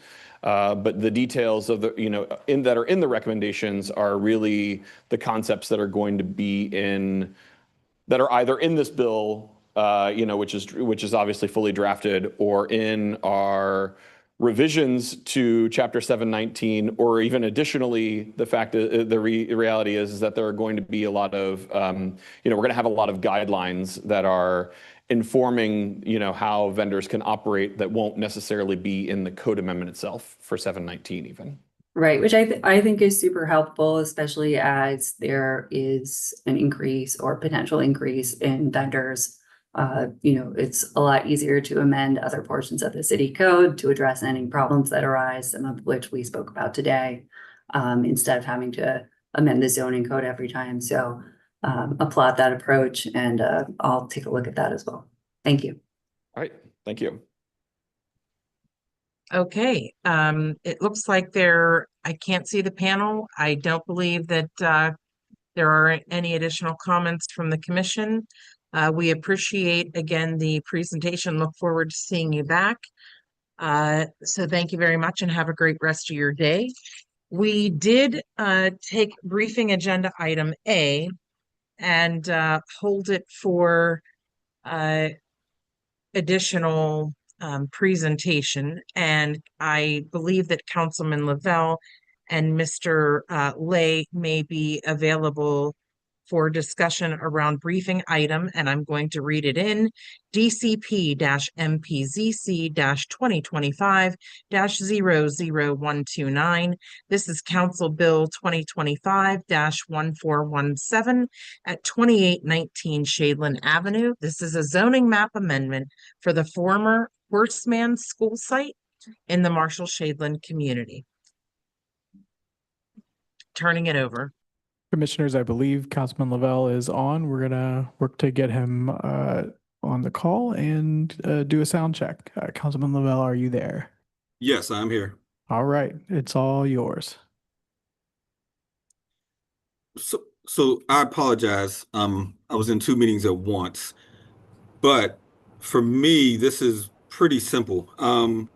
I've been in conversations with A1 Resources for about 2 years now about this particular site, and they have spent a numerous amount of time working to try to figure out what was appropriate for the site, the amount of density that could be supported there, the type of housing that the community was most interested in there. I will tell you, when we first started having this conversation with the community, I talked about doing sort of a 6 or 9% affordable housing deal, and that turned the community actually off. That they said they wanted more workforce housing, not simply all affordable housing. They were interested in having senior housing there as well.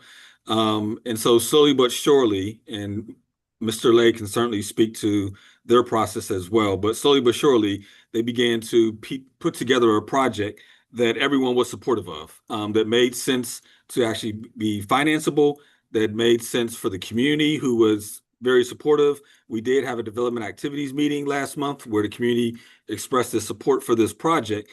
But once we got into it, understanding the amount of density that was needing, we then also understood that a zoning change needed to be made to accommodate the actual development. And of course, the developer could have applied to the Planning Commission for this approval. To try to expedite the process a little bit, to take a little bit of time out of it, I introduced the actual legislation itself that rezones parcels, I believe it's 45A 166 and 45E 44 from single unit detached residential / high density, I believe is how it was coded, to UCMU, which is urban center mixed use, which we thought was appropriate for this site. And so that's why it is now before you all.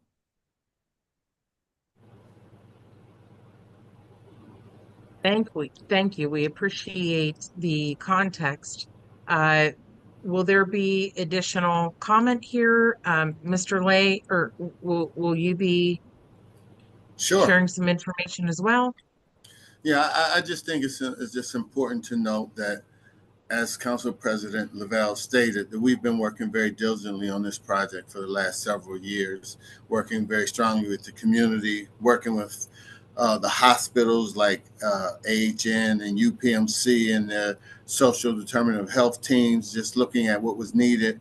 We worked very closely with Partners for Work, Career Links, Department of Labor and Industry, from a workforce development perspective.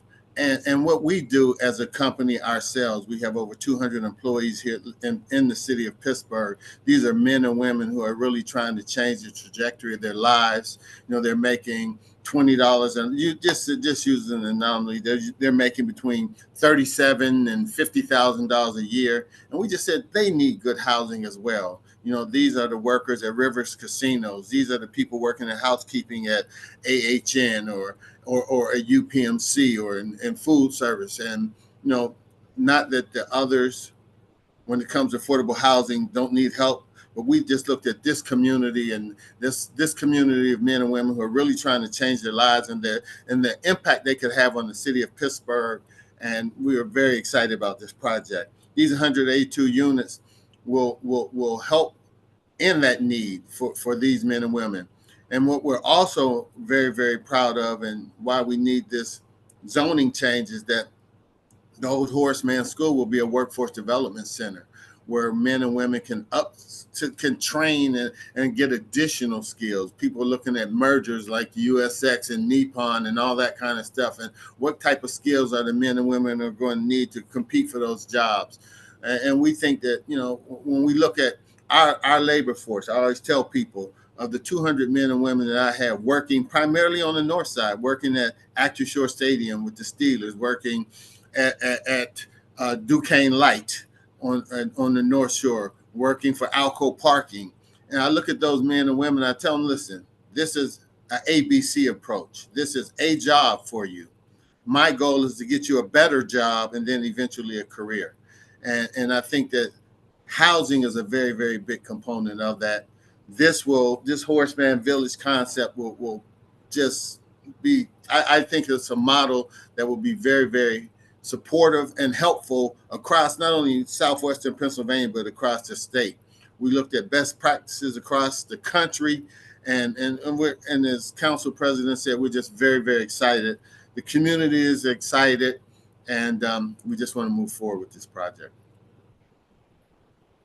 Well, thank you so much for your comment. I would like to just say that Council President Lavelle is always fighting for his district and his residents. So, of course, it's always good to see he hears, he listens. I think it's a great project to obviously move forward. I'm going to open the floor for commissioners right now. Commissioner Vice Chair O'Neill, I see your hand raised. You do, thank you. And thank you, Council President Lavelle and Mr. Lay and staff for the presentation. It's very helpful and it is a laudable project. I think you're doing some great work, so thank you for coming and telling us about that. I unfortunately have the role, or fortunately, on commission to speak a little bit about kind of the law. And I just want to make sure that as we're moving this forward, that we're covering all of our bases with regarding to the zoning, regarding the rezoning. So whenever we have a rezoning of property, there's always a concern of spot zoning when it is held by a single entity. That alone does not make it spot zoning. It is a multi-step analysis. And we just don't want this to move forward and be subject to any challenges or overturned. We also don't want to set that precedent for other people who may, have a different type of project. So that said, for those not aware, spot zoning involves disparate treatment of similarly situated properties is not permitted under Pennsylvania law. There's a simple two-part test for spot zoning. One, is the property under common ownership? So here there are two parcels, they are owned by a single owner. But two, and this is the important part, it's not spot zoning if the property is distinguishable from the surrounding properties and it's reasonable to zone it differently from them. So we're looking at kind of the character of the surrounding neighborhood and the environments. So I think we have a lot of information or some information that supports that this is not spot zoning. We would just like to maybe, make the record a little more solid when you all come back for hearing and action. So first off, and I'll note this on the record, this is a significantly larger zoning parcel than anything around it. We were able to see that on the zoning map that's part of the record. It's unique in that way. It's also unique that it's an institutional property. While the adjacent parcels are either residential or LNC zoned, that LNC is really, more of a residential than a mixed use in character, in actual character. So this is different. It has been an institutional parcel for a long time, used differently than the surrounding kind of single family homes that are predominant in this area. From what I understand, and this, I don't have all of the details, but it has been vacant for quite some time. I know that there was a sale in the last, I think, 5 or 6 years. But even before that, I understand the property was vacant. So there is, a necessity to be rezoned to make this property, useful and beneficial for the community. So if we could just get a little bit more information about that vacancy when you come back, how long it was vacant. I know that the school district owned it for a time while it was vacant. If we could just have that on the record. Yes. And then I also want to mention, I think I mentioned the parcel size, but it is also a large existing building, which, proposes some challenges to redevelopment and that field, which are, not similar to the surrounding parcels. So that was helpful to know as well. So thank you for telling us about the project. I think that you're doing wonderful work. And just so we make sure that we're moving forward with the best chance possible of getting this rezoned, if you could give us some information about the property's history and how long it was vacant, and just have it on the record, besides me saying it, that it was an institution for a long time. I think it was opened in the 1870s initially. So I guess that time too. Yeah. So thank you, Ms. I think it'll. If I may briefly, thank you for bringing that up. I will tell you, when initially drafting this legislation, I reached out to Mr. Lehman, who articulated that concern. And so we did look into it to make sure that we weren't going to be considered spot zoning. And we don't believe we'll be challenged in court, assuming this is actually passed. For the record, Pittsburgh Public Schools closed Horace Mann in 2006. So it's been closed for about 19 years. That's very helpful. Thank you so much. And also to your question on the existing structure, which is 57,000 square foot school building, which is a beautiful building, but we have engaged DLA architects and Taylor structural engineers. and the roof on that building is just, it's in terrible condition. And this will allow us to use the RCAP funds that we've been able to secure, along with other grants and other permanent financing, to start on that roof, which is going to be $1 million to get fixed alone. So there is a sense of urgency for us because of the conditions of the roof, because the building itself is just in incredible shape, but that roof is being held on by a thread. So thank you. Yeah, and that it just echoes why it's reasonable to move forward with this rezoning. So thank you both. I think it'll also be very important when you do come back to have community support. I understand there is a lot of community support around it. And if the community desires to see something like this, that's a critical component as well. There's got to be a reuse. So, commissioners, if there are any other comments as it relates, and if seeing none, we appreciate and value your time here today. Thank you for coming back and going through this discussion. We look forward to seeing you back in 2. Have a great rest of your day. Chair Burton Falk, I did have a question. I'm This is sorry. Commissioner Wu. Oh, yeah, kind of building off what Vice Chair O'Neill had mentioned. Yeah, thank you, Council President Lavelle and Mr. Lay and Mr. Fraker earlier for the presentation. I think this is, something that the community will very widely support and, is a great use. I did just have a question about I guess the decision to look at the UCMU district. I know looking at the zoning map, there is that stretch of LNC right next to it, the property, and I was just wondering if looking at LNC as the zoning classification was explored, and if there's any anything from LNC that was kind of a hang up in terms of proposing this use, and yeah, I mean, I think, yeah, just be good to have that explanation about the decision to do UCMU. So what I can promise to do is I have tons of notes, but yes, LNC was looked at. There was also another zoning that was considered, but I would like, when we come back in 2 weeks, I would like to have their planner, their architect, because they did actually look at the various uses to make sure that this was the most appropriate one for this development. I just admittedly don't have that information directly in front of me, but I can certainly have it for you in 2 weeks.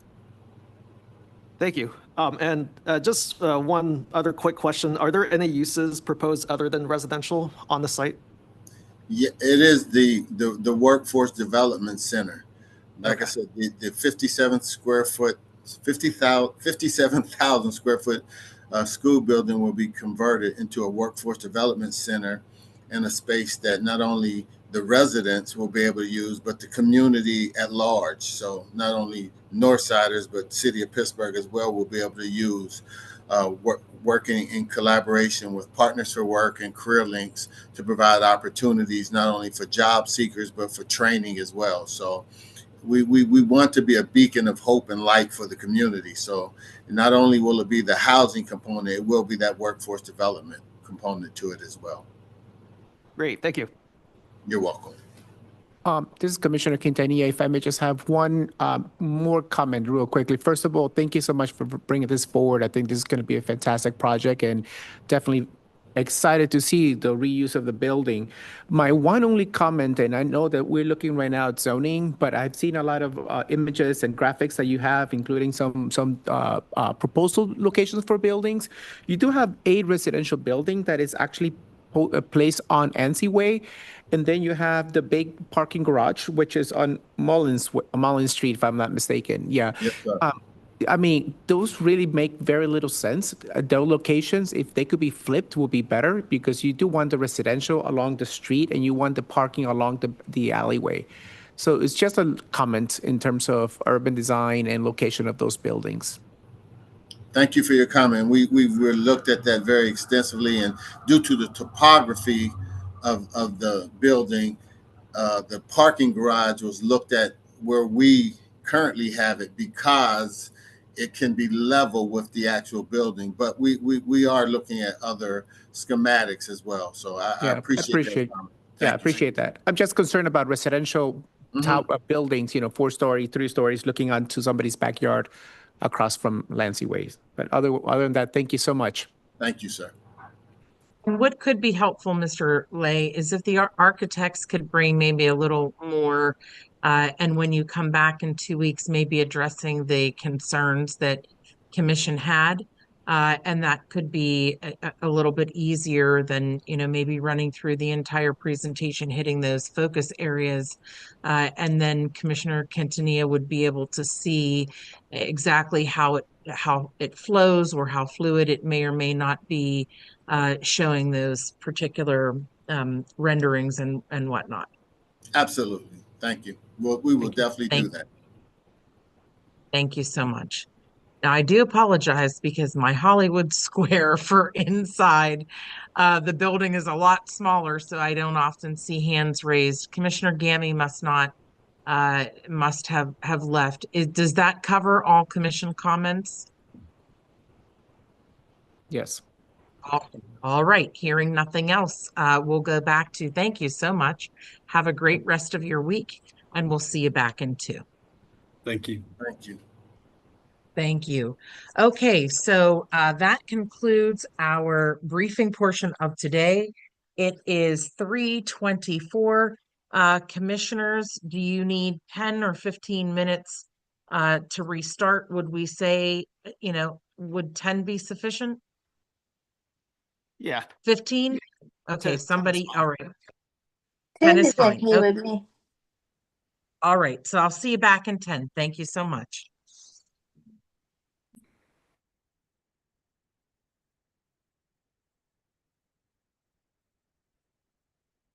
Oh. Store. In the corner store. Do you want anything? Starbucks? No, the store right there. Yeah, there's a store. Yeah. Oh, there's a convenience store. Check it out.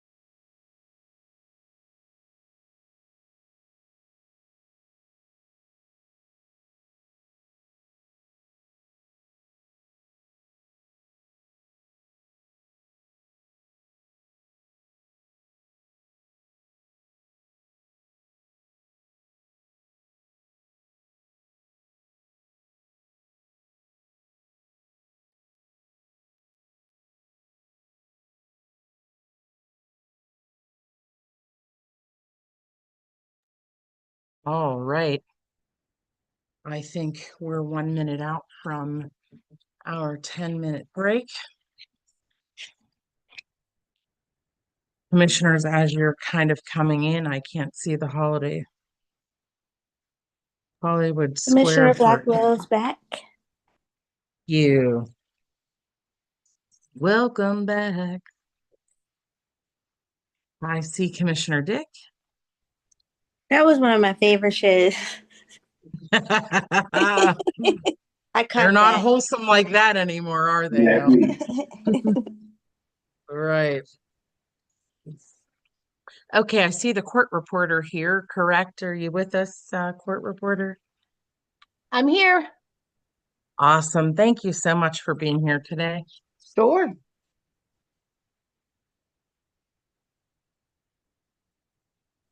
All right, I see commissioners in the room, Commissioner Quintanilla, Commissioner Wu.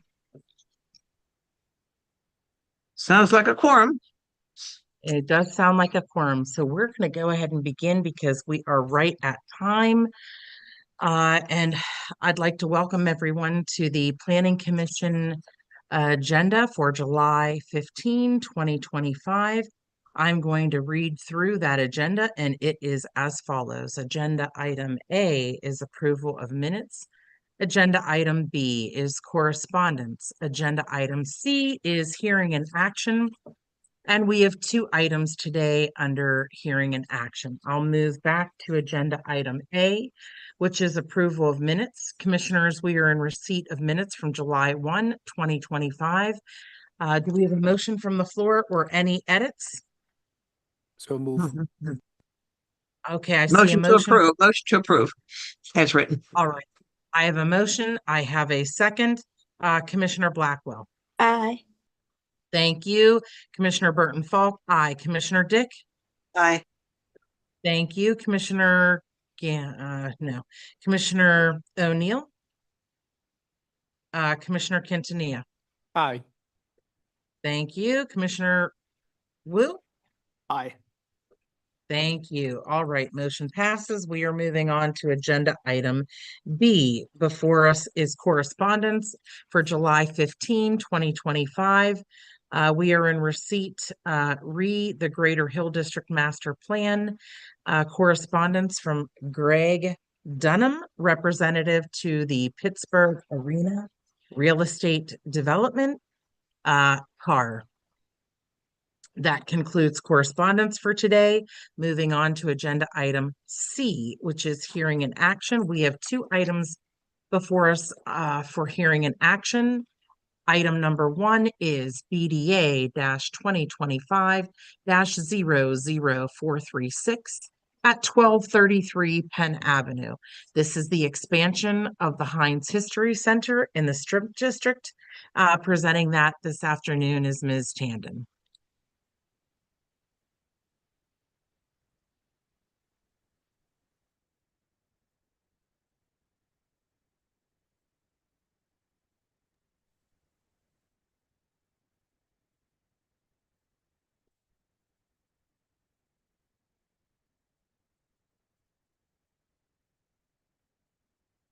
Good afternoon. Desmond Architects, on behalf of the property owner, Senator John Heinz History Center, submitted application BDA-2025-00436 for the construction of a new structure to expand the Heinz History Center located at 1233 Penn Avenue in the Central Business District, GTB Zoning District, in the Strip District neighborhood. The proposed project includes the construction of a 6-story addition at the corner of 13th Street and Penn Avenue, requiring the vacation of Mulberry Way. The expansion will extend the Great Hall and exhibit areas and include a new visitor orientation theater, additional classroom space, offices, and support facilities. The proposal includes 10 required bicycle parking spaces, 2 loading docks, and 12.4% of the land area will be used as urban open space as a plaza at the main entrance. As parking is not required in the Central Business District for any use, the project qualifies for 100% parking reduction. All building entrances will be accessible. The demolition of existing structures to accommodate the expansion was approved by the Planning Commission on April 8, 2025. The applicant has provided construction management plans for the new expansion structure before and during construction. A development activities meeting was not required as there is no registered community organization in the area. However, the design team met with the Strip District Neighbors Executive Board on January 9, 2025. The Contextual Design Advisory Panel reviewed the proposed design on April 29, 2025. While concerns were initially raised, the applicant has since addressed them. The CDAP summary was attached to the report submitted to the Commission. Per Section 910.01.c.1c, developments in the GT district involving exterior alterations over $250,000 are subject to project development plan review by the Planning Commission, and approval shall comply with the review process and criteria identified in Section 922.10. Based on the information in the application and analysis of the facts of the record, the city planning staff recommends approval of application BDA-2025-00436 for the construction of a new structure expanding the Heinz History Center at 1233 Penn Avenue in the Central Business District in the Strip District neighborhood. We have the applicants. Thank you. Right. I don't have a laptop today, so hopefully this works. Okay. Would you like me to be brief? How brief would you want me to go through every page? Yeah. Okay. Thank you for having us here back again for this hearing. My name is Chip Desmond, and I'm with Desmond, and I'm here with Andy Masick and Becky with my office, as well as Pete Mastro from M3CM. You already read through a lot of this, so I won't go through it again. These are the buildings at the corner of 13th and Penn on the upper right and lower left, at the bottom as well. And these buildings are currently being demolished. I think there's just a little bit of one of these buildings left right now.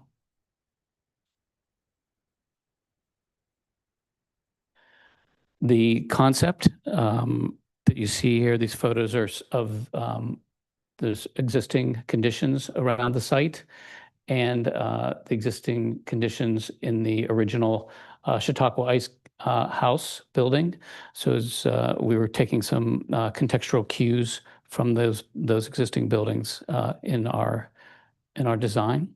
So we want to point those out to you. These are some of the materials that exist both on the site and that we intend to use in the expansion and the design, with matching the red brick from Chautauqua Ice as well as the ivory brick from the Dietrich building. And we're using some black curtain wall systems as well as spandrel glass and some stone in the base. Oop, sticks again. Went through all of those, didn't it? Okay, so here is the site plan. And here you can see A remains the existing main entry. B is the existing loading dock, which will also remain on the far left there on 12th. C is down here at the bottom of the page where we have the bike racks. And D is the open plaza that we have, where we hope to have some historic artifacts placed in the plaza as well. This is a view, an aerial showing the corner of 13th and Penn. So here you can get a sense of the red brick that we're using and kind of the fenestration we're mimicking, not mimicking, using as contextual cues in our expansion, as well as the ivory brick in the cue we're taking from the Dietrich building to the left. The Heinz History Center, I'll note, occupies the entire block with its acquisition of the Mela furniture building on the far corner. And so we're treating this entire block as a campus. And so we want to make sure that the addition expresses the architecture of that campus and reveals it in a modern contextual way. This is the view from the 10th Street bypass and Smallman. And this just is to show you that there's really no impact of the addition on this side of the building, which will remain the front entrance to the History Center as well. Here is the 13th and Smallman view, and you can see that there's how we're adding the 4 stories at this corner, and how that looks at the intersection with the existing Chautauqua Ice House. Stuck again. There we go. All right, this is the corner of 13th and Penn. So here you can see the ladle, the steel ladle that will be placed at the corner. And you can also see that we have, we've included these panels in ivory brick that we're using to, contextually, speak to the ivory brick of the Dietrich building as well. And a lot of things could happen with those ivory panels, but right now we're showing them as placeholders for banners to announce exhibits and special events that might be happening in the History Center, as well as just standing collections. Here's the corner of 13th and Penn looking towards 13th and Penn. Again, you can see that view of the ladle. And then the view on Penn Avenue, showing how we're taking that cue from the Dietrich building as well. And then this is a view of the plaza. You can see a couple of historic artifacts there in the plaza, as well as the cannon that's currently occupying the interior of the Great Hall. And so we're bringing that out for the public to see it. And this is just, providing some public space along this glass wall. There are no man doors in this glass wall. The actual man doors on this part of the street are really for exits and student entrances a little further up beyond that cannon. And then here's a night view of what that can look like. And I made sure that the renderer put the little white Vespa in there, just because it's the coolest of all motorbikes. Here's some elevations showing on the top, you see the 13th Street elevation and how that lays out there with the fenestration and the way it's taking its cues and language from the existing ice house. And you see the Penn Avenue elevation as well. That is also taking some cues from the ice house and the upper floors as it moves up.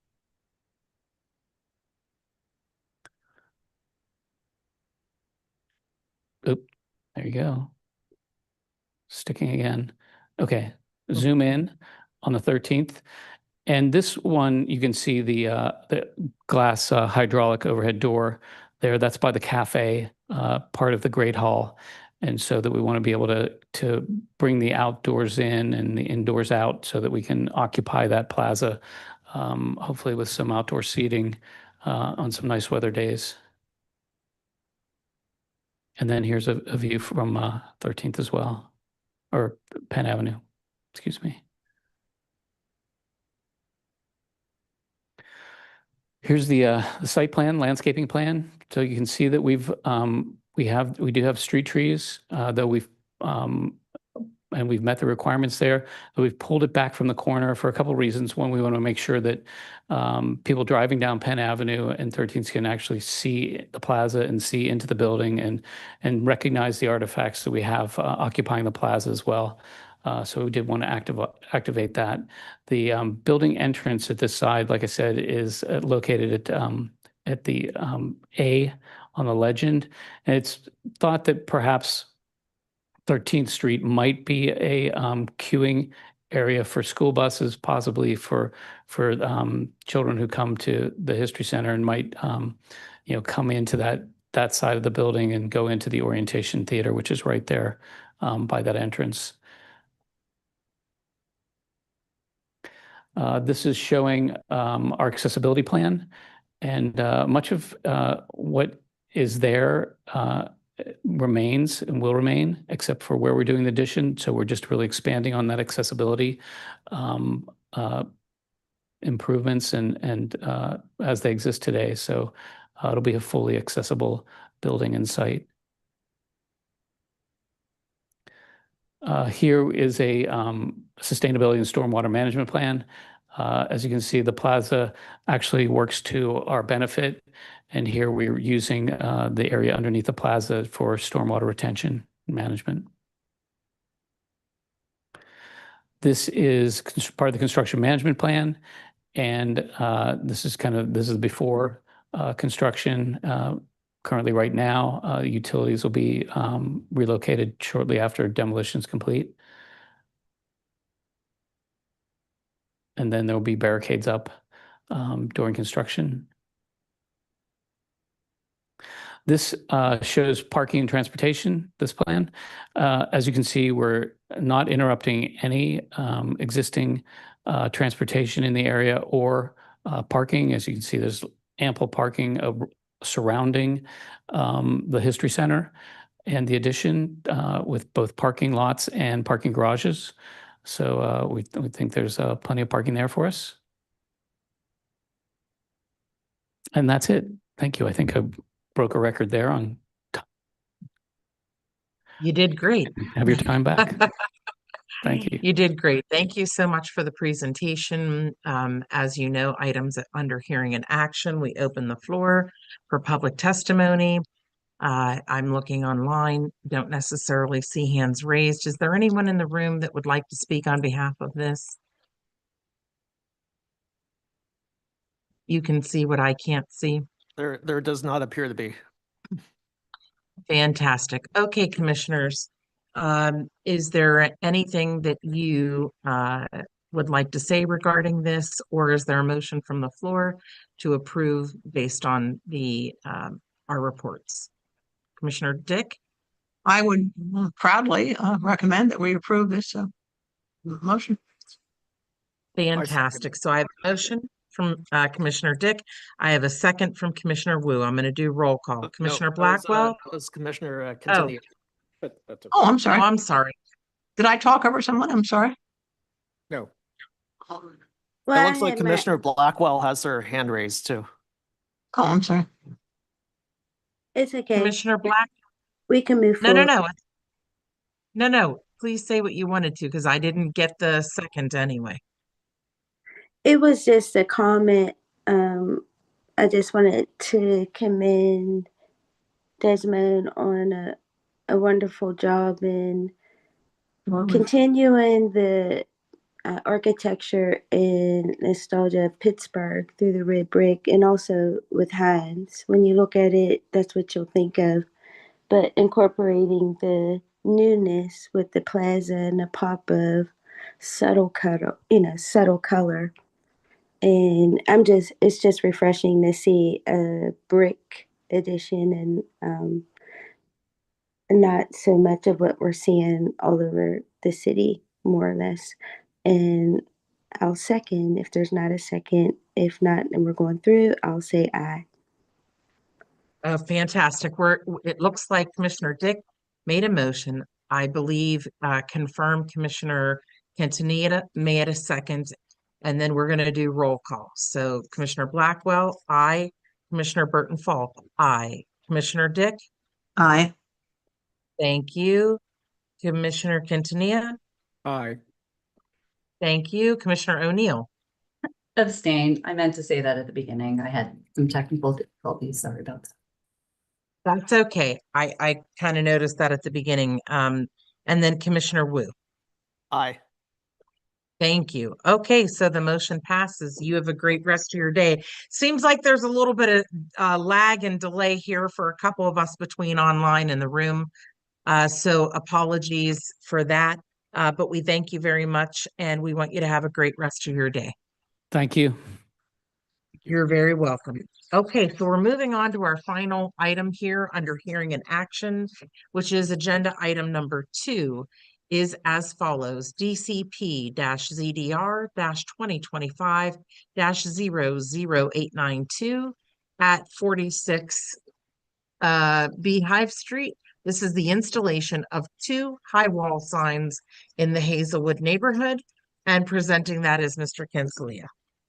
And before Mr. Kinsella starts, I will be recusing on this as well. Sorry about that. No problem. Thank you, Vice Chair. Yes, thank you, Chair Falk. On behalf of the property owner, University of Pittsburgh, Colano Design filed an application DCP-CDR-2025-00892 for the installation of 2 high wall signs in the SP10 Hazelwood Green Specialty Plan District in Hazelwood. The Planning Commission approved amendments to the Preliminary Land Development Plan, PLDP, on September 17th, 2024, to incorporate regulations regarding signage in the Hazelwood Green Specialty Plan District. The two proposed high wall signs comply with the requirements outlined in section 6.4.3.e of the PLDP as follows. The applicant is proposing the maximum allotment of 2 high wall signs per building. The high wall signs, one is located on the northern facade and one is located on the southern facade. The signs comply with the maximum allotted letter height as well as size. There's no motion or changeable text proposed for the signage. Section 6.4.3.e, the proposed signs that are mounted at 45 feet above grade are required to be reviewed by the Planning Commission. Design review by staff was not required for this application. There was a development activities meeting held on June 10th, 2025 with Hazelwood Initiative, the RCO, and the Hazelwood neighborhood. A summary of the report for that DAM is attached to the report submitted to commissioners. Under section 922.11.c.2, the Planning Commission shall review a final land development plan and base its decision on the criteria outlined in that section, and that criteria is submitted with the report to commissioners. The recommended motion from staff based on information in the application and analysis of the facts, the city planning staff recommends approval of the application as submitted by Colano Design for the 2 high wall signs in the SP10 district. And with that, I'll hand it over to. Thank you. Oops.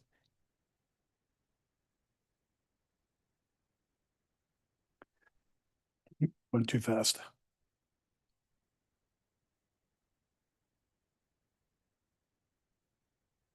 For orientation, the city of Pittsburgh is in the upper left corner.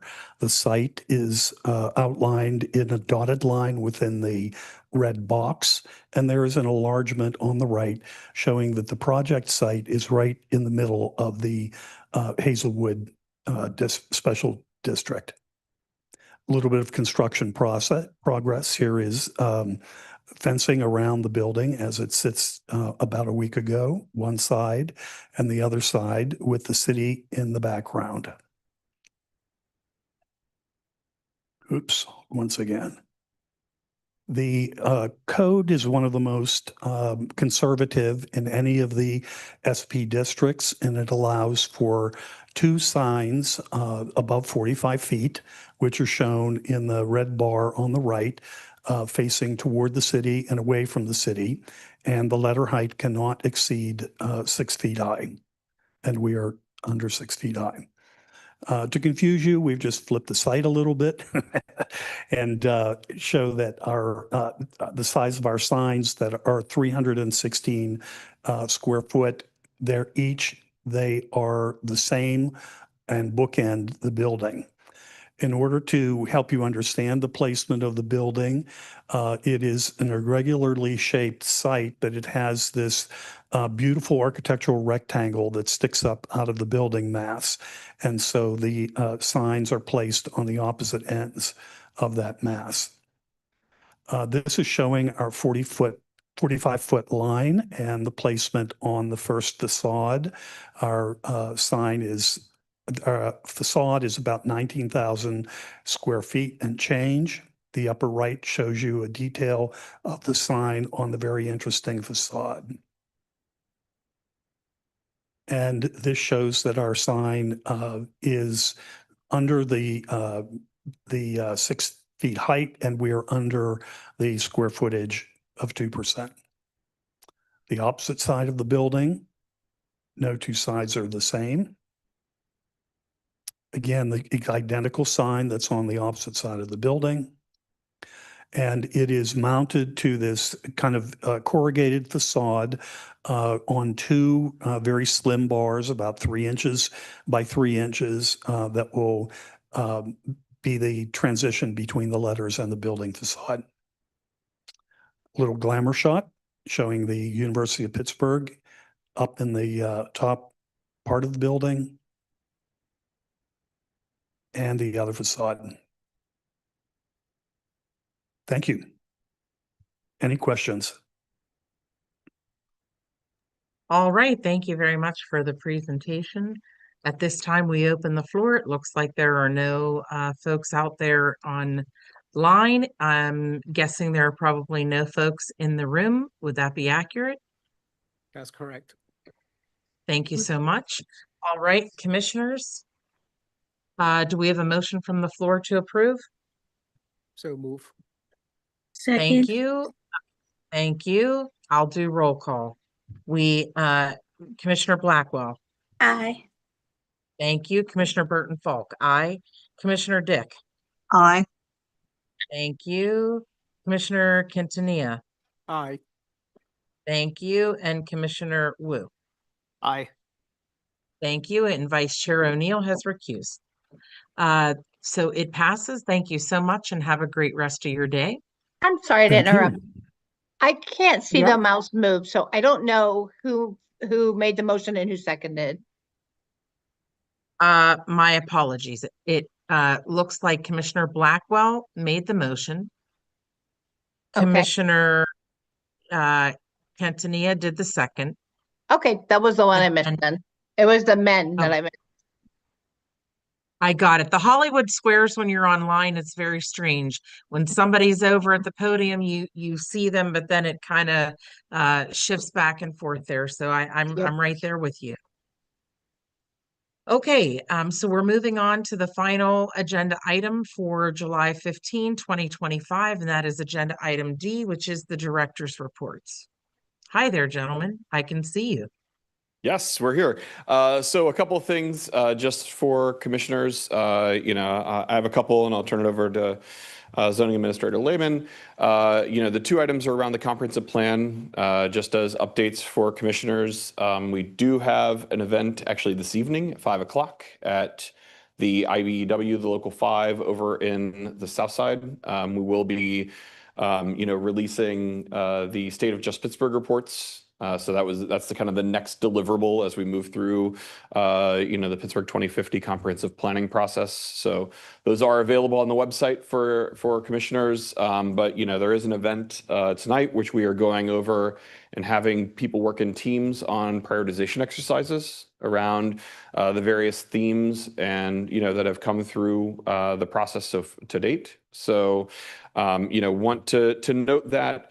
Want to note also, we do not have a specific location yet, but our next event will be on August 19th. So, definitely, want to make sure that, that's something that's on commissioners' calendars as we continue with the work of the comprehensive plan. And so, our next, like I said, we have the public forum tonight, and we will have another public forum on the 19th of August. And so, like I said, the State of Just Pittsburgh reports, in addition to the topic area audit books. So we have 20 topic area audit books over, the 20 kind of major, kind of topics that have, been kind of brought forth so far into this process, distilled into, kind of 5 major themes, which are part of the State of Just Pittsburgh reports and all of the, so I would definitely encourage the commissioners to review those. And obviously, you can, kind of, provide any, if there's feedback, obviously you can connect with Assistant Director Watley or Director Bay or myself, you know, and, you know, definitely want to make sure that, again, those are things that you guys are involved in, have your eyes on, and that if you have feedback, that those are things that we're incorporating as we continue to move through the process. So that's the update on Pittsburgh 2050 and the comprehensive plan. So I will turn it over to. Wait, I'm sorry. Excuse me. I'm sorry. What is your name, please? Sorry, Andrew Dash, Deputy Director, City Planning. Okay. I remember Mr. Lehman from the pre-pandemic days, but I'm not good with faces. Thank you so much. Still here. All right. Corey Lehman, zoning administrator. I know everybody's eager to leave. I just have a really important announcement. Today, July 15th, going back to 2019, and every July 15th, therefrom, we celebrate Kate Rakes Day in the city of Pittsburgh, and I just want to wish you all a happy Kate Rakes Day. Thank you. Oh, well, thank you for noting, and happy Kate Rakes Day. Happy Kate Rakes Day. We all agree. Happy Kate Rakes Day. That is all. Thank you. Fantastic. Okay, so good stuff. At this time, I think that would give us a good note to call for a motion to adjourn. Do I have a motion? So move. Thank you so much. Do I have a second? Second. All in favor? Aye. Bye. Have fun All celebrating, right. Kate. Thank you. Have a good Happy day, Kate Rakes everybody. Day. Have a great rest of your day. Kate Rakes Day. Whoop, whoop. Kate Rakes Day.